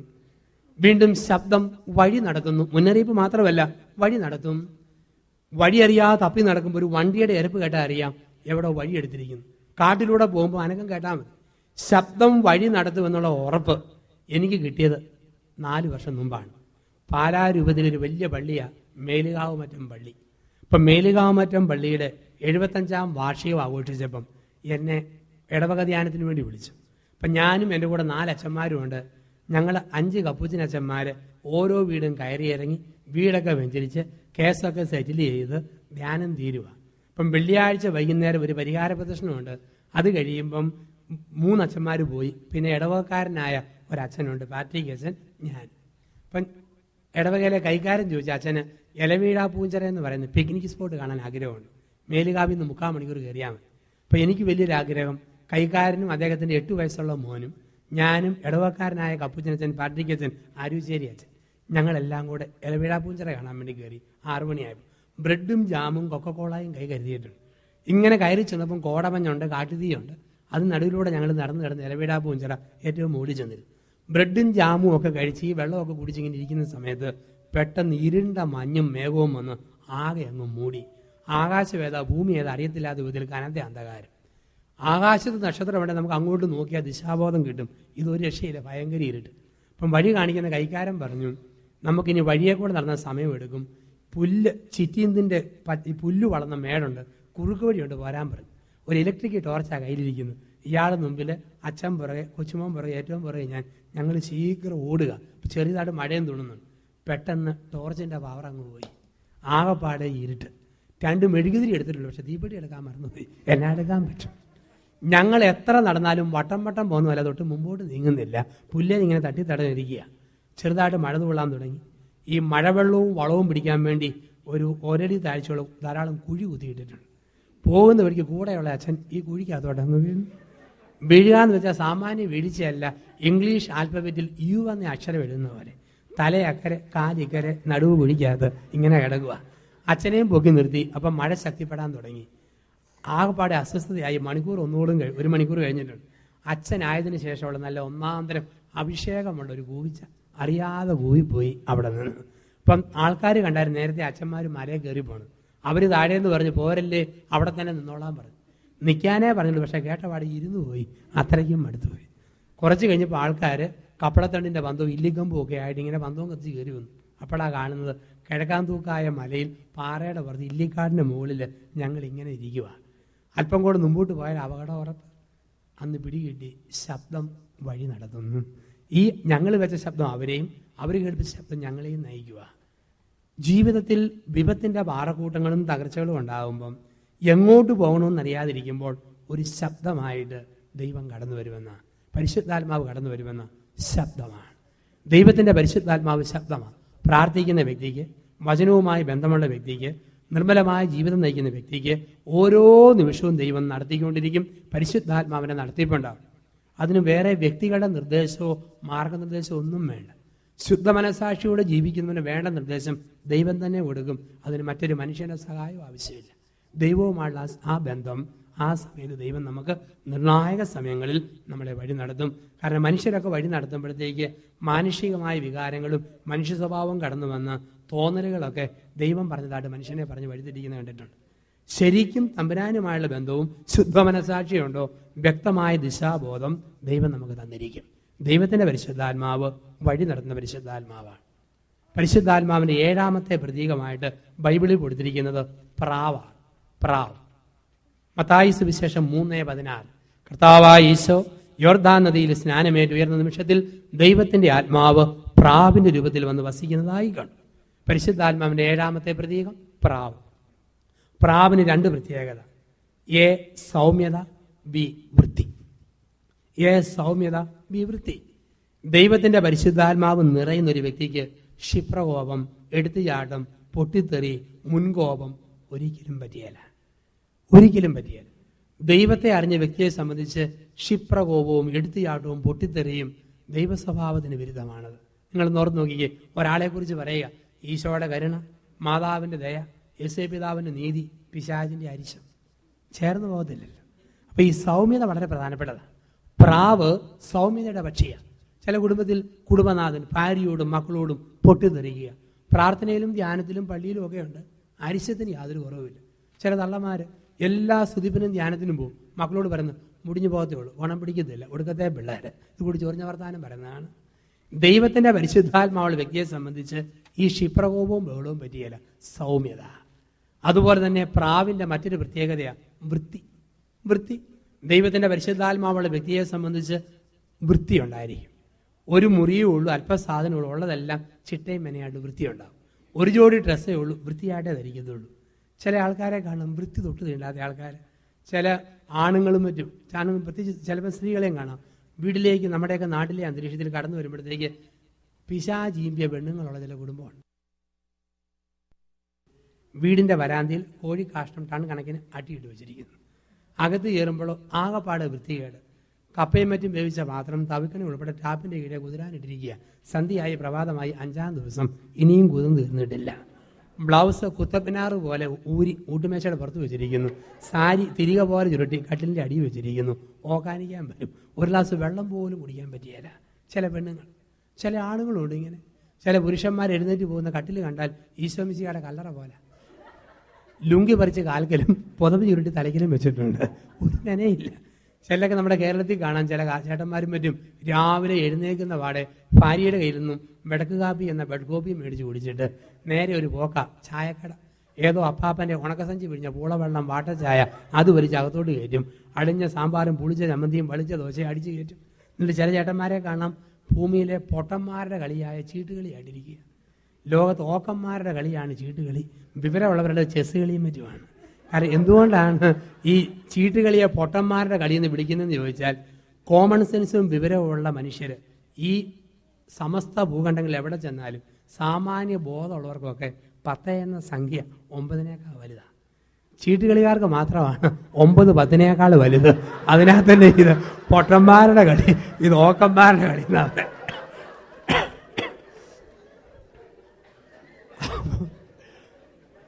സമയം മുഴുവൻ പാഴാക്കിക്കൊണ്ട് ഉള്ള ടൈം മൊത്തം കളയാം. അപ്പം സൗമ്യത, വൃത്തി. ആണുങ്ങളാണെങ്കിലും പെണ്ണുങ്ങളാണെങ്കിലും വീട്ടിലൊരു വൃത്തി വേണം. കിടക്കുന്ന മുറിയിലും താമസിക്കുന്ന സ്ഥലത്തും ഒക്കെ ഒരു വൃത്തി. പരിശുദ്ധാത്മാവിൻ്റെ പ്രത്യേകതയാണ് വൃത്തി. ഞങ്ങൾ ഈ കപ്പുച്ചനച്ഛന്മാരെ കുറിച്ച് ആൾക്കാർ പൊതുവെ പറയുന്ന കമൻറ്റ് ഏറ്റവും വൃത്തി കുറഞ്ഞ അച്ഛന്മാരെന്ന്. കാരണം വികാരിയച്ഛന്മാർക്ക് ഒരു വീട്ടിൽ ചെന്നാൽ വരാന്തിരിക്കാൻ പേടി, പൊടി ലോകെ പറ്റിയാൽ. കപ്പുച്ചനച്ഛന്മാരിക്കും വീട്ടുകാർക്ക് പേടി, ഇതേന്ന് വല്ലതും അങ്ങോട്ട് പറ്റിയാലോ. കാരണം ഒരാഴ്ച അലക്കിയില്ലേ പോലും ആർക്കും തിരിച്ചറിയാൻ പറ്റിയല്ല. അതാണ് ദൈവകൃപയുടെ കുപ്പായം എന്ന് പറയുക. ഞങ്ങൾ ഈ ഇടവപ്പള്ളി ധ്യാനിപ്പിക്കാൻ ചെല്ലുമ്പം വികാരിയച്ഛന്മാരും ഞങ്ങളൊക്കെ തമ്മിൽ അങ്ങോട്ടും ഇങ്ങോട്ടും പറഞ്ഞ് കളിയാക്കും. ഞങ്ങൾ പറയും, ഒരു കപ്പുച്ചനച്ഛൻ മരിച്ച് സ്വർഗത്തിൽ ചെന്ന് കഴിഞ്ഞപ്പം 10 ദിവസം കണ്ട പാടെ പറയും, ഇതാ ആ മുറി എടുത്തോളാം, ചെറിയൊരു മുറി. കപ്പുച്ചനച്ഛൻ കയറി ചെന്നപ്പോൾ ടേബിൾ ലാമ്പും അത്യാവശ്യം അവരോടൊരു കൊച്ചു മുറി. വന്ന പാടെ കയറ്റി വിട്ടു അവിടെ അങ്ങ് ഇരുന്നു. അച്ഛനോർത്ത്, ഇടാ ഭൂമിയിൽ ആവിയും കഷ്ടപ്പാടും ചൂറും ചൊടിച്ചിലും പുകച്ചിലും ഒക്കെ അനുഭവിച്ചിട്ടും ഇവിടെ വന്നിട്ടും പ്രത്യേക പരിഗണനയൊന്നുമില്ലല്ലോ, എല്ലാവരോടും ഇങ്ങനെ ആയിരിക്കും. കുറച്ച് കഴിഞ്ഞപ്പോൾ വികാരിയച്ഛൻ കയറി വരുന്നു സ്വർഗത്തിലേക്ക്. സ്വർഗീയ ബന്ധങ്ങൾ പാലിയം പിടിച്ച് ബാൻഡുമേളം, ചെണ്ടമേളം, തമ്പേരൊക്കെ കൊട്ടി ബാൻഡ് ഊതി പടക്കവും പിടിച്ച് വലിയ ആഘോഷത്തോടെ വികാരിയച്ഛനെ കൊണ്ടുവന്ന് ഒന്നാന്തരം മുറി കൊണ്ടിരുത്തി. ഉടനെ കപ്പുച്ചേച്ചൻ പരാതിപ്പെട്ടു, ഇതെന്നാ വൃത്തികെട്ട പരിപാടിയാണ്, ഇവിടെ സ്വർഗത്തിലുണ്ടോ പാർഷ്യാലിറ്റി? ഇവരാണ് ഭൂമിയിൽ മെത്രാനാകുന്നു, മോൺസിഞ്ഞോറാകുന്നു, വികാരി ജനറലാകുന്നു, ചാൻസലറാകുന്നു, കോപ്പറേറ്റീവ് ആശുപത്രി, എല്ലാ സ്ഥാനമാനങ്ങളും പദവികളും എല്ലാം ഉണ്ട്. ഞങ്ങളോ ഭൂമിയിൽ വലിയ കാലിച്ചാക്ക് പോലെ ലോഹയിട്ട് ആവി അടിച്ച് ചൊറിച്ചിലും പുകച്ചിലും അടിച്ചിട്ട് ഇവിടെ വന്നിട്ടും വ്യത്യാസം തന്നെ ഇടപാടാ. പരാതി പറഞ്ഞ പത്രോസ്ലിഹ പറഞ്ഞു, പൊന്നച്ചാ പരാതിപ്പെടാതെ, നിങ്ങൾ 24 മണിക്കൂറും ചെയിനായിട്ട് ഇങ്ങോട്ട് വന്നുകൊണ്ടിരിക്കുക. ഇവരെ ആയുഷ്കാലത്തൊക്കെ 1-2 വരത്തുള്ളൂ. അതുകൊണ്ട് ഇത്രയും വലിയ സ്വീകരണം, ഇത്രയും വലിയ ഒരുക്കം ഇവിടെ കൊടുത്തു വെച്ചിരിക്കുന്നു. അപ്പം ഇപ്പൊ ഞങ്ങളിത് പറയുമ്പം ഞങ്ങളെ തിരിച്ചു കളിയാക്കുന്നത് ഞങ്ങളുടെ വൃത്തിയെ പറഞ്ഞോണ്ട.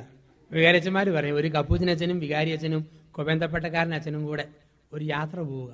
ഒരു വനത്തിന്റെ അതിർത്തി ചെന്നു, പിന്നെ വനത്തിലൂടെ 2 മണിക്കൂർ നടന്നാലേ അപ്പുറത്തെത്താൻ പറ്റും. അപ്പോൾ 3 പേർക്കും പേടിയാണ് പോകാൻ. ഇവർ 3 പേരും കാടിൻ്റെ അരികെ കുത്തിയിരുന്നു. വെട്ടം വീഴണ്ടേ, രാത്രി 8 മണിയായി. നോക്കിയപ്പോൾ ഒരു മുഴുത്ത ഗുഹ, ആ ഒരു 50 അടി നീളമുള്ള ഗുഹ, ഒരാൾക്ക് ഒരു സമയത്ത് കയറാം. ഓരോരുത്തരും മാറി മാറി കയറി നോക്കിയപ്പോൾ നല്ല ചൂടൊക്കെ ഉണ്ട് അതിനകത്ത്. അതിൻ്റെ അങ്ങേറ്റത്ത് ഒരു പശുവും കിടാവും പുല്ലും തിന്നോട് നിൽക്കുന്നു. ചാണകത്തിൻ്റെയും മൂത്രത്തിൻ്റെ അത്രയും ഗന്ധമുണ്ട്, എന്നാലും അകത്ത് ഒരാൾക്ക് ഉറങ്ങാനുള്ള ഇടയുണ്ട്. അപ്പം വികാരിയച്ഛൻ പറഞ്ഞു, രാത്രി 8:30 മുതൽ 12:30 വരെ എനിക്ക് ഉറങ്ങണം. കപ്പൂച്ചനും മറ്റേ കൊബന്ധപ്പെട്ടക്കാരനും പുറത്ത് കിടക്കാം. കൊബന്ധപ്പെട്ടക്കാരൻ പറഞ്ഞു 12:30 വരെ 3:30 വരെ എനിക്ക് ഉറങ്ങണം. ആ സമയത്ത് കപ്പൂച്ചനും വികാരിയും പുറത്തിരിക്കുക. 3:30 മുതൽ 6:30 വരെ കപ്പൂച്ചനെ വീതം വെച്ച് കൊടുത്തു. 8:30 ആയപ്പോൾ വികാരിയച്ഛൻ അകത്തോട്ട് കയറി. 5 മിനിറ്റ് ആയപ്പോൾ അച്ഛൻ ചാടി വന്നു, എന്തൊരു നാറ്റം, എനിക്ക് ദുർഗന്ധം സഹിക്കാൻ മേലെന്നും പറഞ്ഞു. 8:45 ആയപ്പോൾ കൊബന്ധപ്പെട്ടക്കാരൻ അച്ഛൻ കയറിച്ചു. അരമണിക്കൂർ അച്ഛൻ ഉറങ്ങി. 9:30 ആയപ്പോൾ അച്ഛനും ചാടി വന്നു, എന്തൊരു നാറ്റം, എനിക്ക് സഹിക്കാൻ മേൽ. 9:30 ആയപ്പം കപ്പൂച്ചനത്തിന് അകത്തോട്ട് കയറി. കുറച്ച് കഴിഞ്ഞപ്പം തടിലോറി കയറ്റം കയറുന്ന പോലെ കൂറക്കം ഭരിക്കുന്ന വലിയൊരു സ്വരം. 10:15 ആയപ്പം പശുവും കിടാവും കൂടെ ചാടി വരുന്നു, ഈ നാറ്റം എനിക്ക് സഹിക്കാൻ മേലെന്നും പറഞ്ഞു. അപ്പം ഈ ദൈവത്തിന്റെ ആത്മാവിന്റെ സാന്നിധ്യം എന്ന് പറഞ്ഞു കഴിഞ്ഞാൽ വൃത്തി എന്നുള്ളത്. ദൈവത്തിന്റെ ആത്മാവ് എവിടെല്ലാം ഉണ്ടോ അവിടെ എല്ലാവരും വൃത്തിയുണ്ടെന്നാണ്. അലക്കും കുളിയും പെരകവും വെടിപ്പും വൃത്തിയും മെനയും ഉള്ളതെല്ലാം വൃത്തി ആത്മാവിന്റെ പ്രതീകമാണിത്. അപ്പോൾ 7 പ്രതീകങ്ങളെ നമ്മൾ ബൈബിളിൽ കാണുന്നു.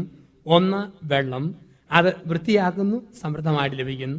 2 മുദ്ര, അധികാരത്തെയും അവകാശത്തെയും സൂചിപ്പിക്കുന്നു. 3 കാറ്റ്, അദൃശ്യമാണ്, ഉണർവ് നൽകുന്നു. 4 എണ്ണ, സൗഖ്യപ്പെടുത്തുന്നു, അഭിഷേകം ചെയ്യുന്നു. 5 അഗ്നി, ദഹിപ്പിക്കുന്നു, പ്രകാശിപ്പിക്കുന്നു. 6 ശബ്ദം, വഴി നടത്തുന്നു, മുന്നറിയിപ്പ് നൽകുന്നു. 7 പ്രാവ്, വൃത്തിയാണ്, സൗമ്യതയാണ്. അപ്പോൾ ദൈവത്തിന്റെ പരിശുദ്ധാത്മാവിന്റെ ഈ അഭിഷേകങ്ങളും അടയാളങ്ങളും ഒക്കെ നമ്മുടെ ജീവിതത്തിന്റെ ഭാഗമാക്കി നമ്മൾ മാറ്റുക. ദൈവത്തിന്റെ ആത്മാവിനാൽ നിറഞ്ഞ വ്യക്തിത്വങ്ങളായിട്ട് നമ്മൾ രൂപാന്തരപ്പെടുക. ദൈവം അതിനായിട്ട് നമ്മളെ വിളിക്കുകയാണ്.